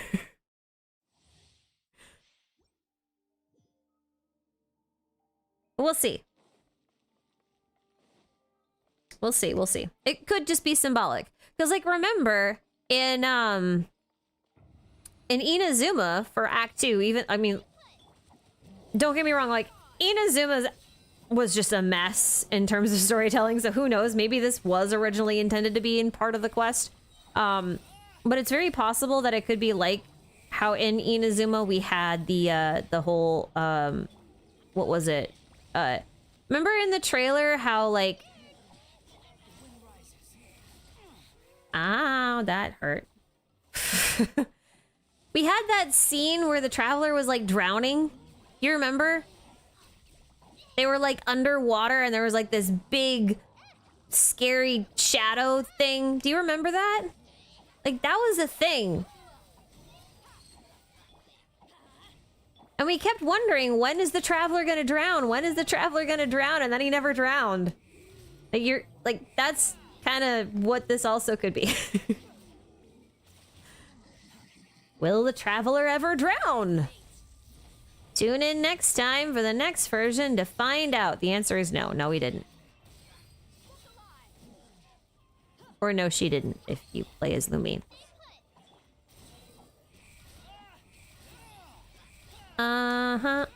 This account takes forever to do things. La la la la la la la la la la la la la la la.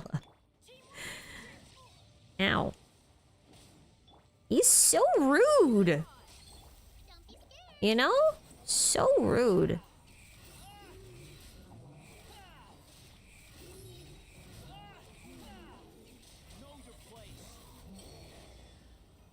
If you're wondering, this is not my C6 mooch, okay? This is not my C6. This is my C0 Widsith mooch.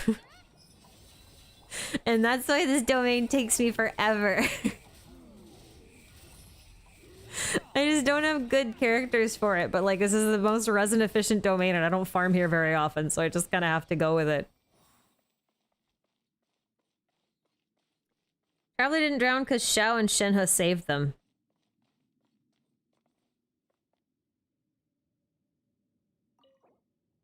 You think it was from that? Really? I mean, I guess it could have been.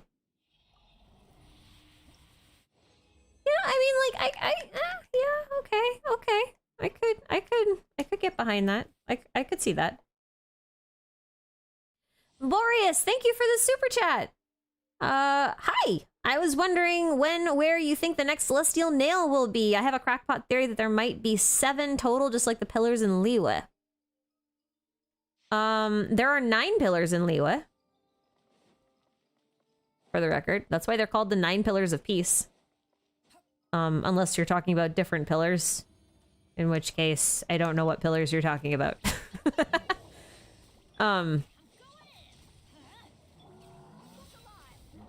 Owie. I'm fairly certain that there is... Ow. You don't time it right. It's just bad. I'm fairly certain one of the nails is where the Eternal Oasis is. I'm really confident on that one. It's heavily implied that Deshret used the power of the Celestial Nail or something quite similar to it in order to construct the Eternal Oasis. Oh my god.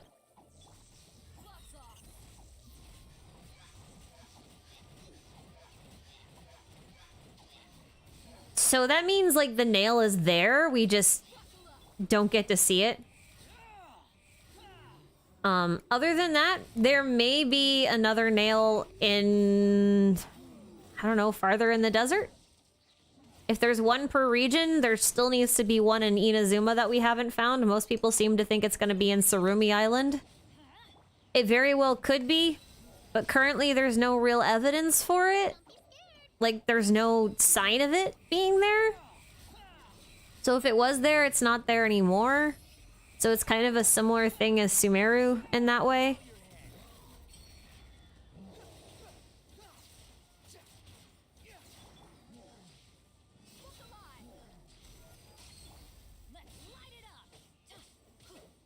We'll see. I don't actually know. Like, the Celestial Nails are really weird. I'm actually of the opinion that there are 8, not 7. But my reasoning for that is weird. I'll show you in a second. This is gonna take forever. I hate this domain so much. Please die. Thank you. I'll show you why I think there's 8. Here. Alright. Oh, this is a shitty domain to do this for, isn't it? It is. We can't do this in this domain. Okay, I'll go to a different domain here in a second. I gotta make more resin anyway. Let's go to a different domain. I'll show you. Oh, that's nice. I think they sent a nail to Conria. No. The nails appear to be older than Conria. Let's see. This one might be okay. Might be this one. This one might be alright. I'm not actually gonna fight this. I want to show you something. I'll show you something.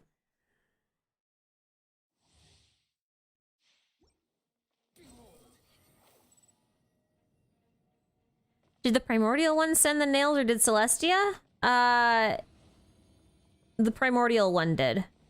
But I think it's important to recognize that the primordial one in Celestia might be the same. Oh, this is still kind of a shitty one to use. But you can kind of see, okay. So you see this bit right here? God, it's huge in this domain. I won't get into why I think this, because I've kind of gone over it in some videos before, and it's not really relevant right now. But like, you see this square? I think this square is actually referencing to that. And then the orb around it, as you can see, the medallion actually has 3, 6, 7, and 8 dots. And I think those might be nails. And that's why I think there are 8. I didn't say it was a good reason, I just said it was a reason.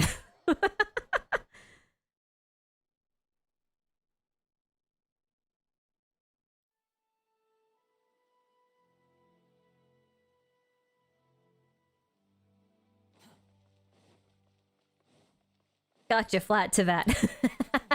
No, just think about it for a second, right? Like, think about the sustainer. What is her power based off of? Cubes, right? Squares. And then if we go to Liyue and we have the god of Geo, the god of Earth, right? What is he holding? He's holding a cube, right?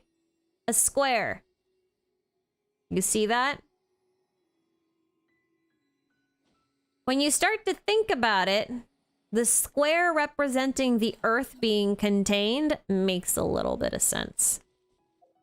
There are other reasons, but they're not really worth going into right now. I should have collected my... Oh well. I meant to collect my thing, but I didn't. Oh well.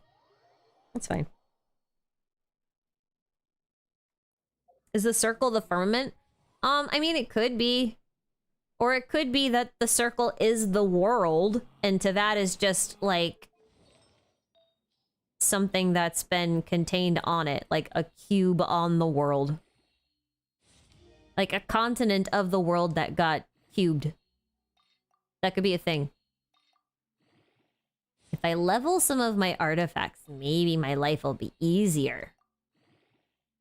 Well, not that I have fodder to work with.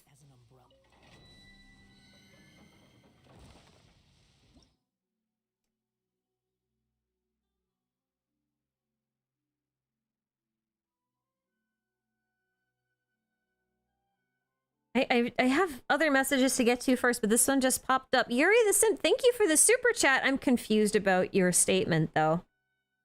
I wonder why so many people say Skara deleted himself when all evidence says it was someone else. Ruka's deletion, no gnosis, etc. Maybe Dotori. No. Skara did delete himself. There's no evidence to suggest that anyone else did it. In fact, it's outright stated many times that he erased himself. Or tried to. But here's the thing. He wasn't successful at doing it. Instead, he managed to alter people's memories of him. So he couldn't delete himself in the same way that Nahida deleted Rukkhadevata. Right? Like, they're very different things. Skara just kind of, like, altered everyone's... Like, he made people forget about him, but he still existed. Whereas Rukkhadevata not only had everyone forget about her, but she also doesn't exist anymore. Right? Like, she's like, every part of her is gone. She's dead. Skara's not dead. So, like, that's the fundamental difference here. We're also talking about, like, deleting a god, and Skara isn't really a god. So, there's probably some different requirements there. He also probably didn't realize that he couldn't delete himself. Like, actually delete himself. He just kind of made some assumptions and then gave it a shot. So he wasn't really all that successful, but... So yeah, there's that. Tenchi Tales, thank you for the super! Do you think we're getting Inazuma Island for nails? Like another island for Inazuma? I think we could really benefit from that. Not gonna lie. Oops. I didn't mean to do that. You're gonna hear me say that a lot.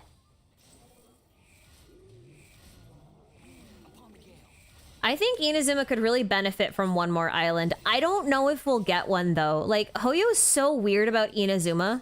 Like, for as much as the company itself claims to love Japanese culture, like Japanese otaku culture is really what I should say.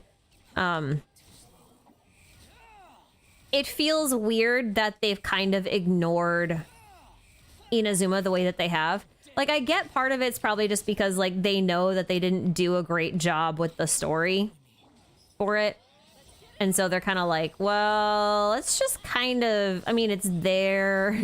You know, everyone's favorite Archon is there, or like our best-selling Archon, I guess I should say.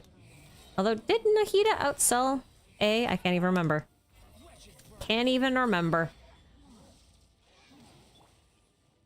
Can't even remember. Guess it doesn't matter. I don't know if we're gonna get another thing. I really don't. Like,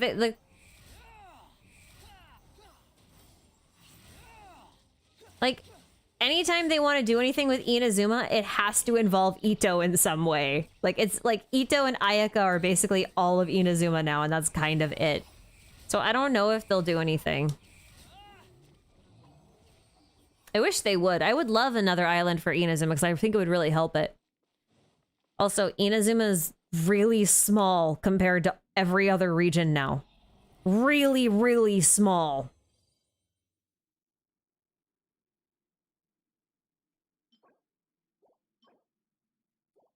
Don't need physical damage bonus.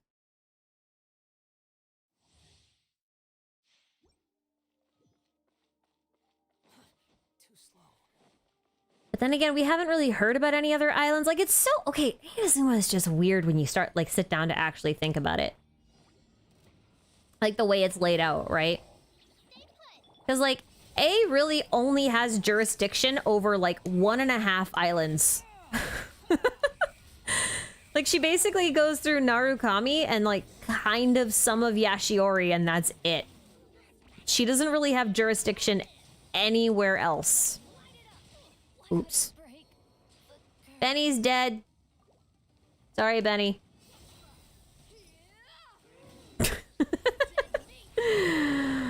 I'm a gamer, I promise.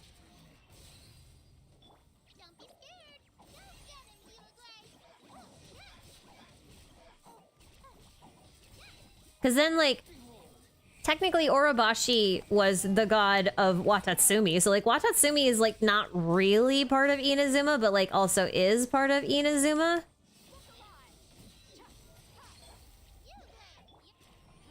But then the other islands were, like, completely abandoned by Inazuma, so they're just kind of like, oh yeah, I mean, like, they're part of our jurisdiction, but no one lives there. So, do you really rule over them at that point, or no? I don't know. I think about that from time to time.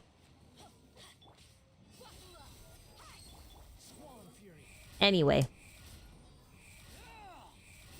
I would love another island.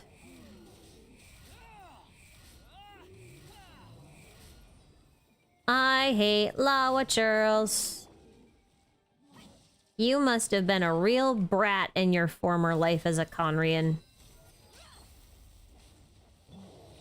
No! Don't use shield!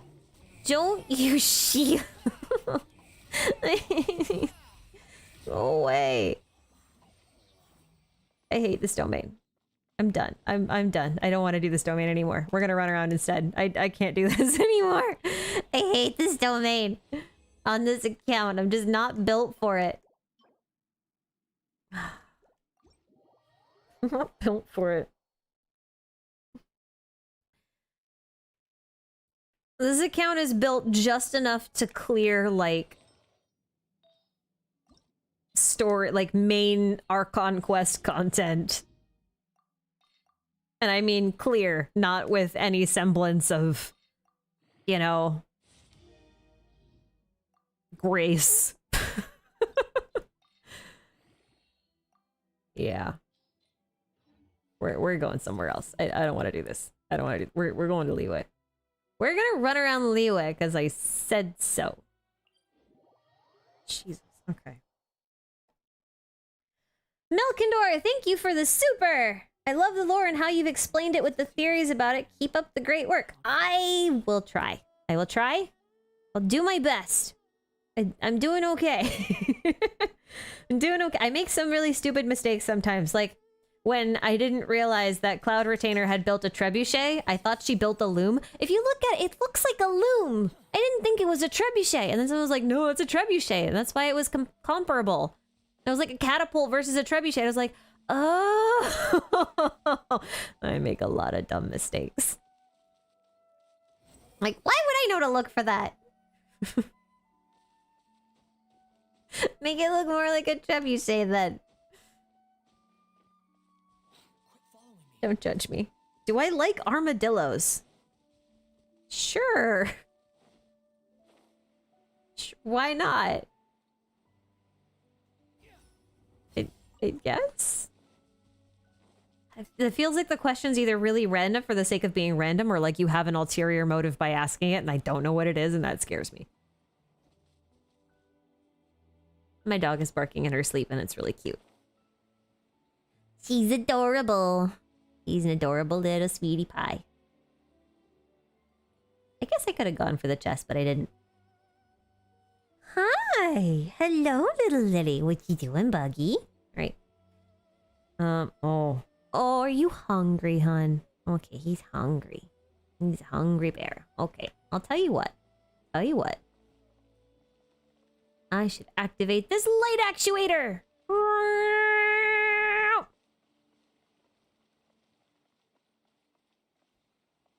You ever think that maybe the primordial one and its 4 shades might have been completely separate from the 3 moon sisters? Because I think about that a lot, too.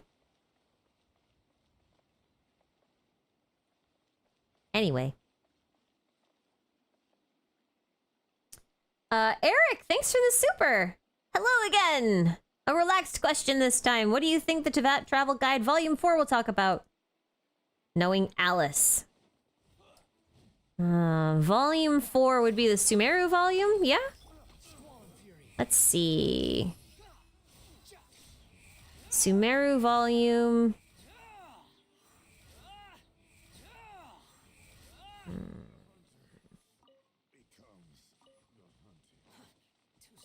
I wonder if she'll sneak in some Conria lore. I mean, we're due. We're definitely due for some.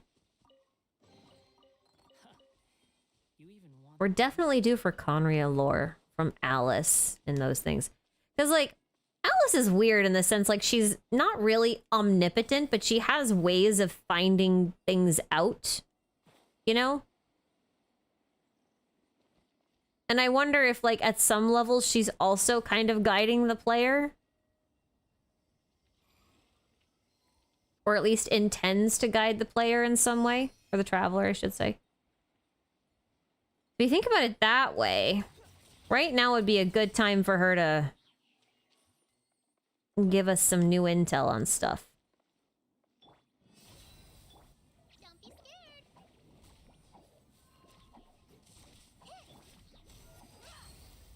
Or at least that's what I think. And if not that, I think we're gonna get more desert lore. And I think, you know what? I bet Alice will give us some Aranara stuff. How much you want to bet she gives us Aranara stuff because she's wants to like bring one home for Klee? Take it and have fun. That sounds like Alice to me. Oh dear. That sounds like Alice. No. No diving. No diving under rocks. That's dangerous. Oh, okay. Apparently not. I don't have a geo. I don't want to pull one out. We climb this the old-fashioned way. With our little fingies. Our little fingies. Little fingies. I'm gonna wrap up the I'm gonna wrap up the rest of the super chats here, and then I'll probably hang out for like another couple minutes, and then I'm gonna head out because I gotta I gotta feed doggos and all that kind of stuff. Prepare for work tomorrow. You know, all that kind of good stuff.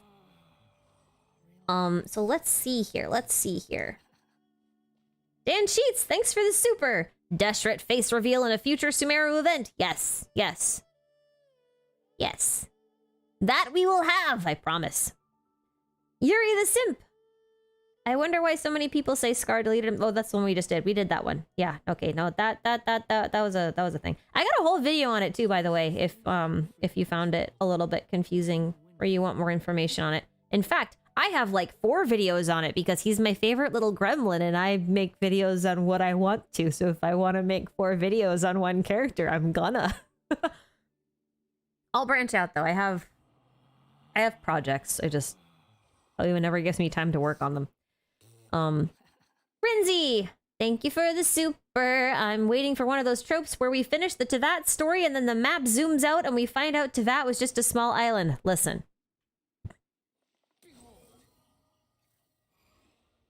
Don't jinx it. Don't jinx it. I mean, they call Teyvat both a world and a continent. So, unless Teyvat is, like, Pangea, there's other continents, right? Why did I go that? That was a stupid way to go, wasn't it? Oh, well.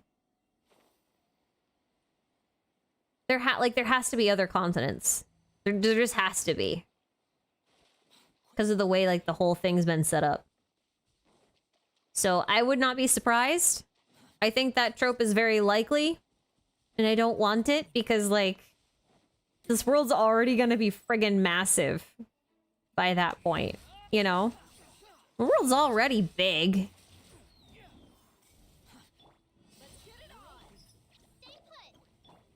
It's already big.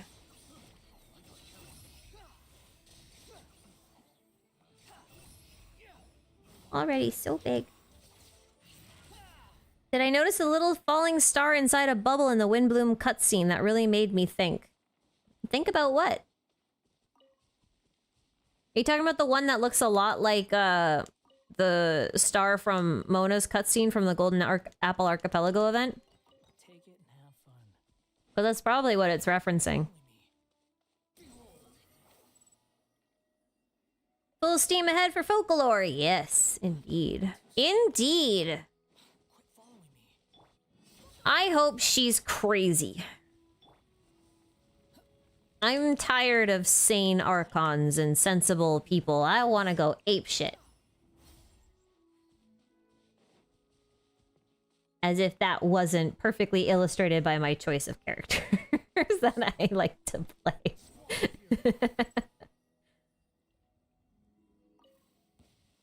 Aw, you sir are disrespectful. I wanted the box. You won't let me have the box. We are at an impasse. And therefore I will juggle you in midair. Because that's something I can do.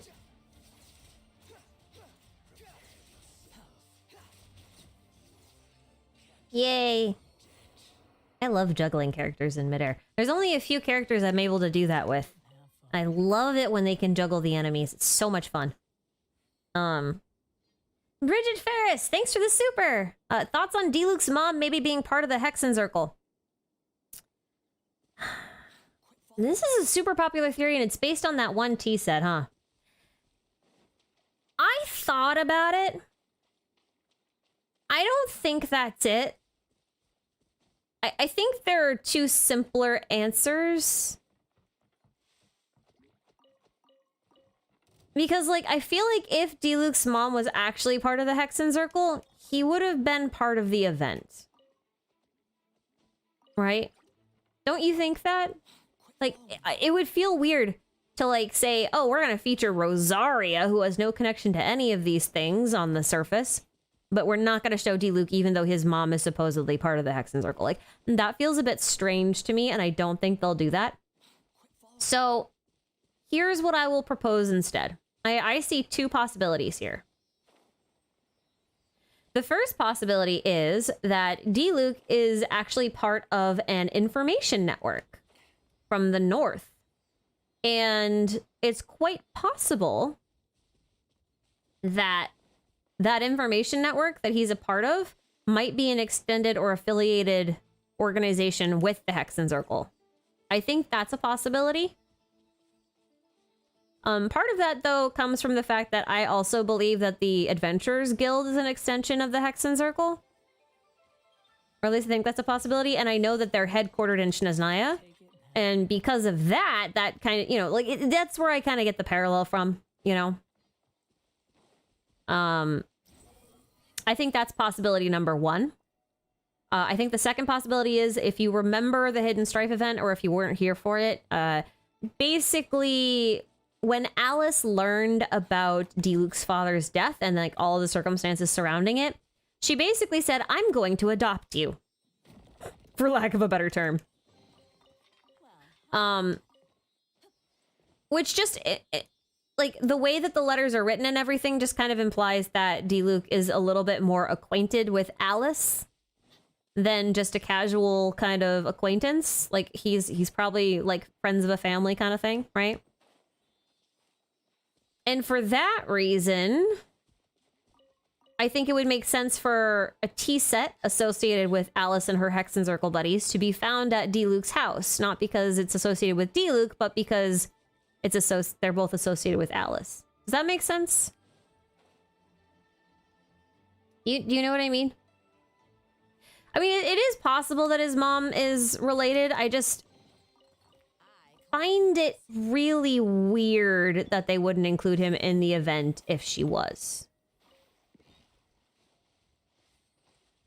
I find it really weird. Not impossible, just really weird. You know? Would that mean the Hexenzirkel is somehow related to the Fatui? Not necessarily. I mean, just because two organizations are found in the same place or headquartered in the same place doesn't necessarily mean they're affiliated.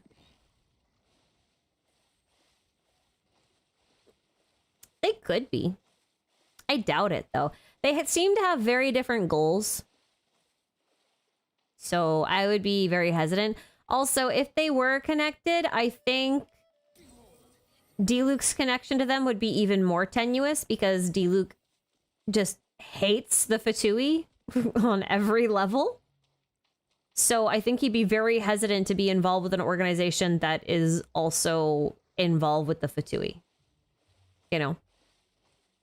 It seems very unlikely. Again, not impossible. Let me out. Well, all right then.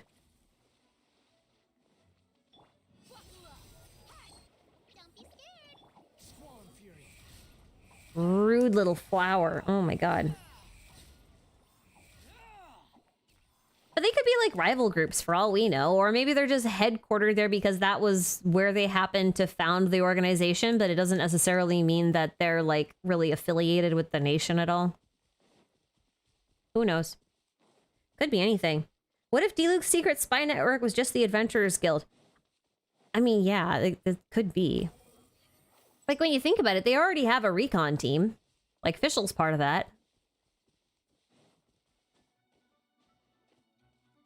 So maybe they could have like a whole elite squad of not necessarily adventurers, but just like informants that are related to the adventurers.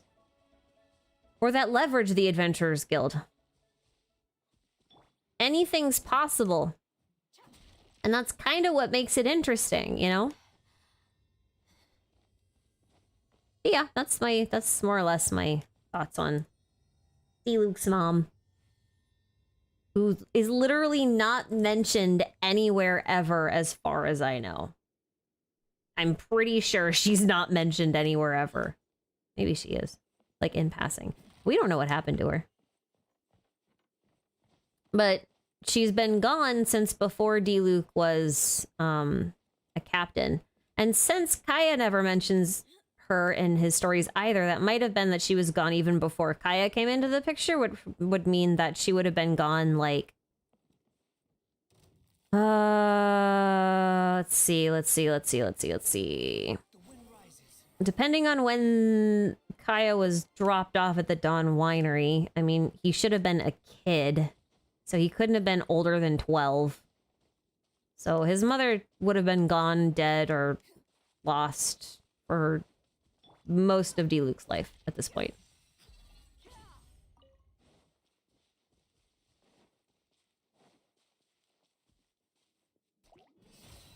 I'm not getting faked out by you slimes!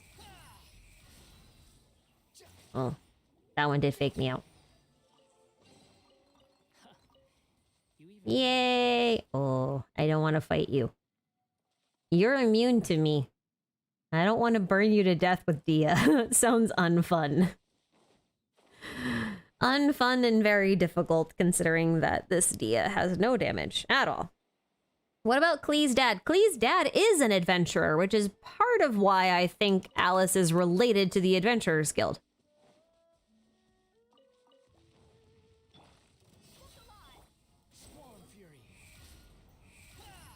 However, I don't know if Klee's dad is alive.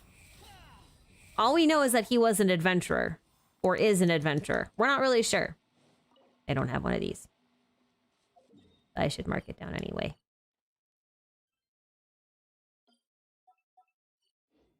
Whee!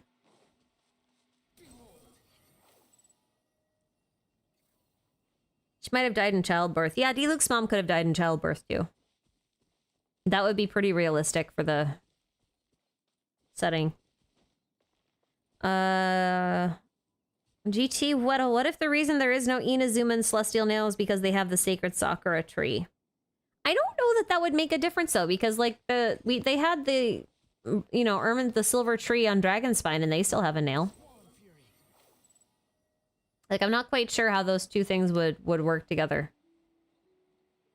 Besides that, the Sacred Sakura is a timey-wimey thing.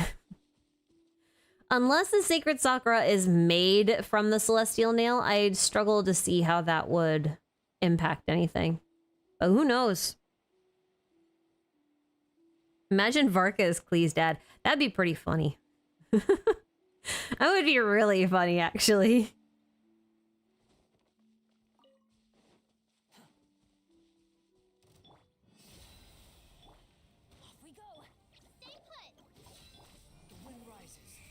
Look at all the bishops, look at all the bishops. They are very vicious, vicious, vicious bishops.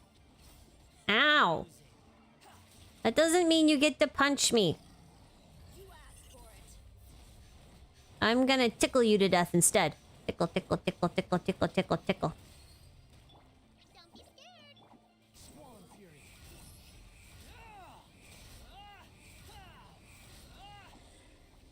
No, there's another one! Go away! Jerk.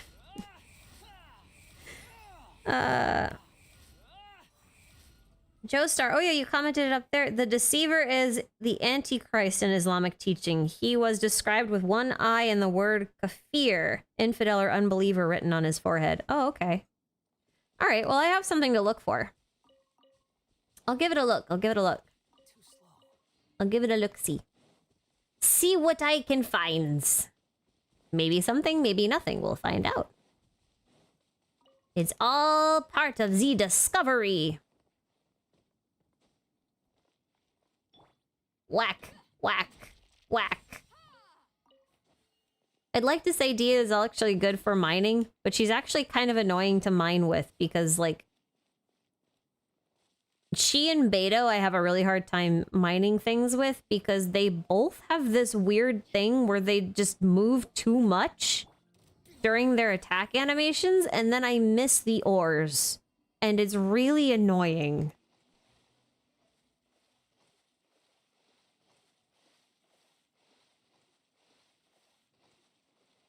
Hey, I'm called GDP or called GPK. Thank you for the gifted.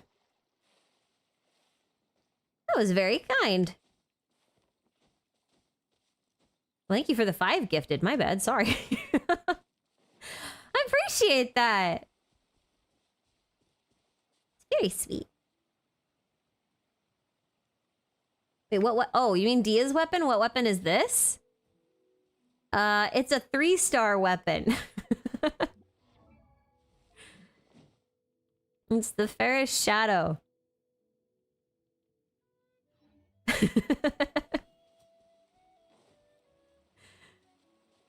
Listen, this account's pretty jank, all right? I don't play it very much. I call dibs. I don't play it very much. I don't have a whole lot of XP on it. It's not even AR-50 yet. It's, you know, whole mess of problems. Whole mess of problems.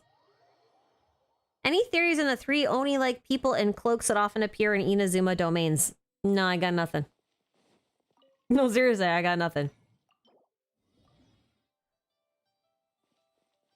I'm really not sure what they're supposed to be representing, other than the fact that they're, like, always surrounded by things that look like Salies, which make me think that they may be related to the moons, but, like, beyond that, I don't have much. I don't have much to work with. Look! I leveled up! When was the last time you guys saw a level up? Huh? Whack! Aw, yeah! That happened. Yep. Hey!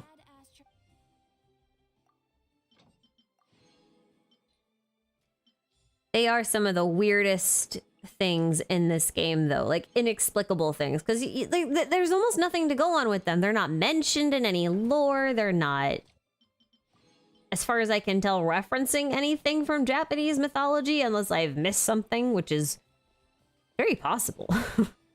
More than likely, actually. But, like, as far as I can tell, I don't know what they're referencing. Not a clue. Any thoughts on the crack theory that Nilou is a Hersher? She has what looks like a stigma on her back and her weapon is a key. I think it's really unlikely. I mean, Genshin doesn't have Hershers. And also, I will remind you that tattoos in Genshin are really common. Right? Like, yes, she has that thing on her back, but, like, a lot of characters have tattoos on their bodies. Like, Xiao has one on his arm, and it glows when he's using his burst. Scaramouche, you see those markings? They glow during his skill. Those are technically tattoos. See them? They turn on, they turn off. If you look at, like, Cloud Retainer or Andreas or Zhongli, all of them have tattoos that glow. So, like, you could argue that she has a stigma. It could just be a tattoo, but it doesn't actually do anything during her skills. So, like, I have a hard time looking at it and being like, oh yeah, that's a skill, but that's a stigma, you know? I think if anything, it's probably just a tattoo. I really think it's just a tattoo. Zhongli has tattoos? Yeah.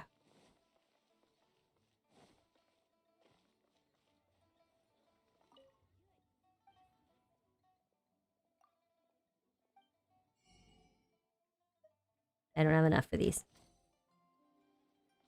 Thought I might have some more. I don't. I'm gonna make a whole video on tattoos at some point. Oh, I have a whole fate. Do you want to summon for a whole fate? I'm gonna put a whole fate in the wishing well. Okay, here we go. We're gonna do one fate. And we're gonna get nothing. Aw, yeah. Here comes the nothing. Woohoo! Magic guide. All right. That's all I got. A whole fate. Yeah. My fate was a 3-star weapon. Good times. Well, all right. I think that's basically all I have today.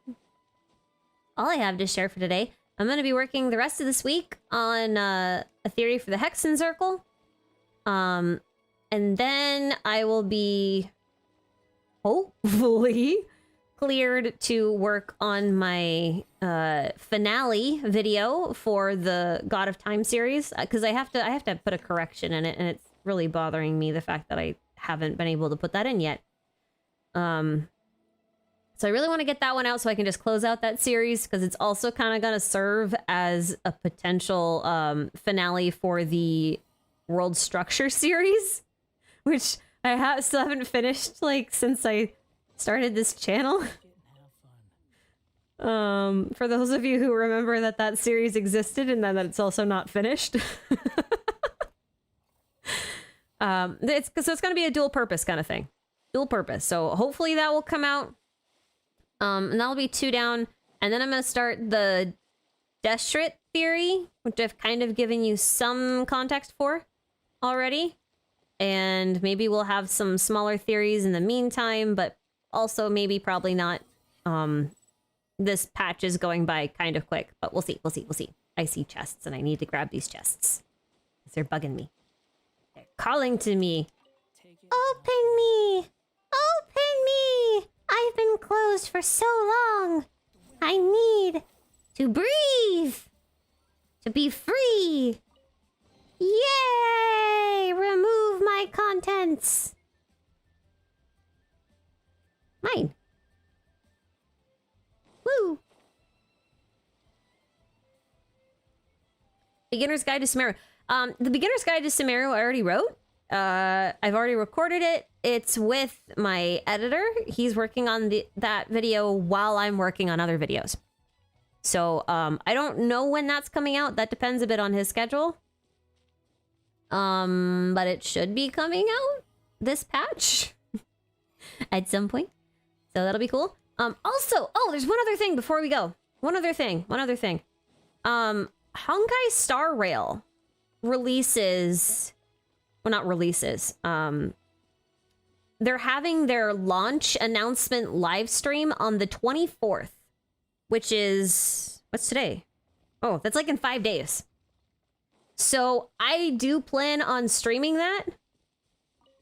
If you guys are curious at all about Honkai Star Rail, come join me. We'll probably start a little bit early so we can talk a little bit about it before it starts. But yeah, I am thinking about playing and potentially making content for it, but I don't think I'll be making content for it as in-depth as I do for Genshin for multiple reasons. One, I don't think they're going to be going as hard on like the real world lore aspect of it. So I think theory-wise, I'll probably have less to say than I usually do for Genshin. I also think I'll just have less fun with that, but I might make like lore recap videos and things like that on the game, if you're curious about it. It does seem to be a bit more of a casual experience, which I also like. Sometimes you just want a little casual game that you don't have to sit and pump like 80 hours into just to get to the next boss for Ascension materials. So yeah, come join me for that if you're interested. And then I think the week after that is going to be the live stream for 3.6. We'll be doing that as well.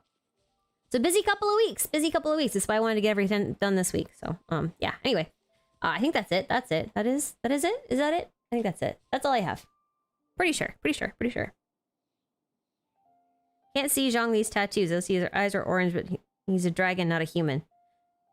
You have to look at his the flashback cutscenes, like during the Yaksha cutscenes or during the Aishtaha cutscene.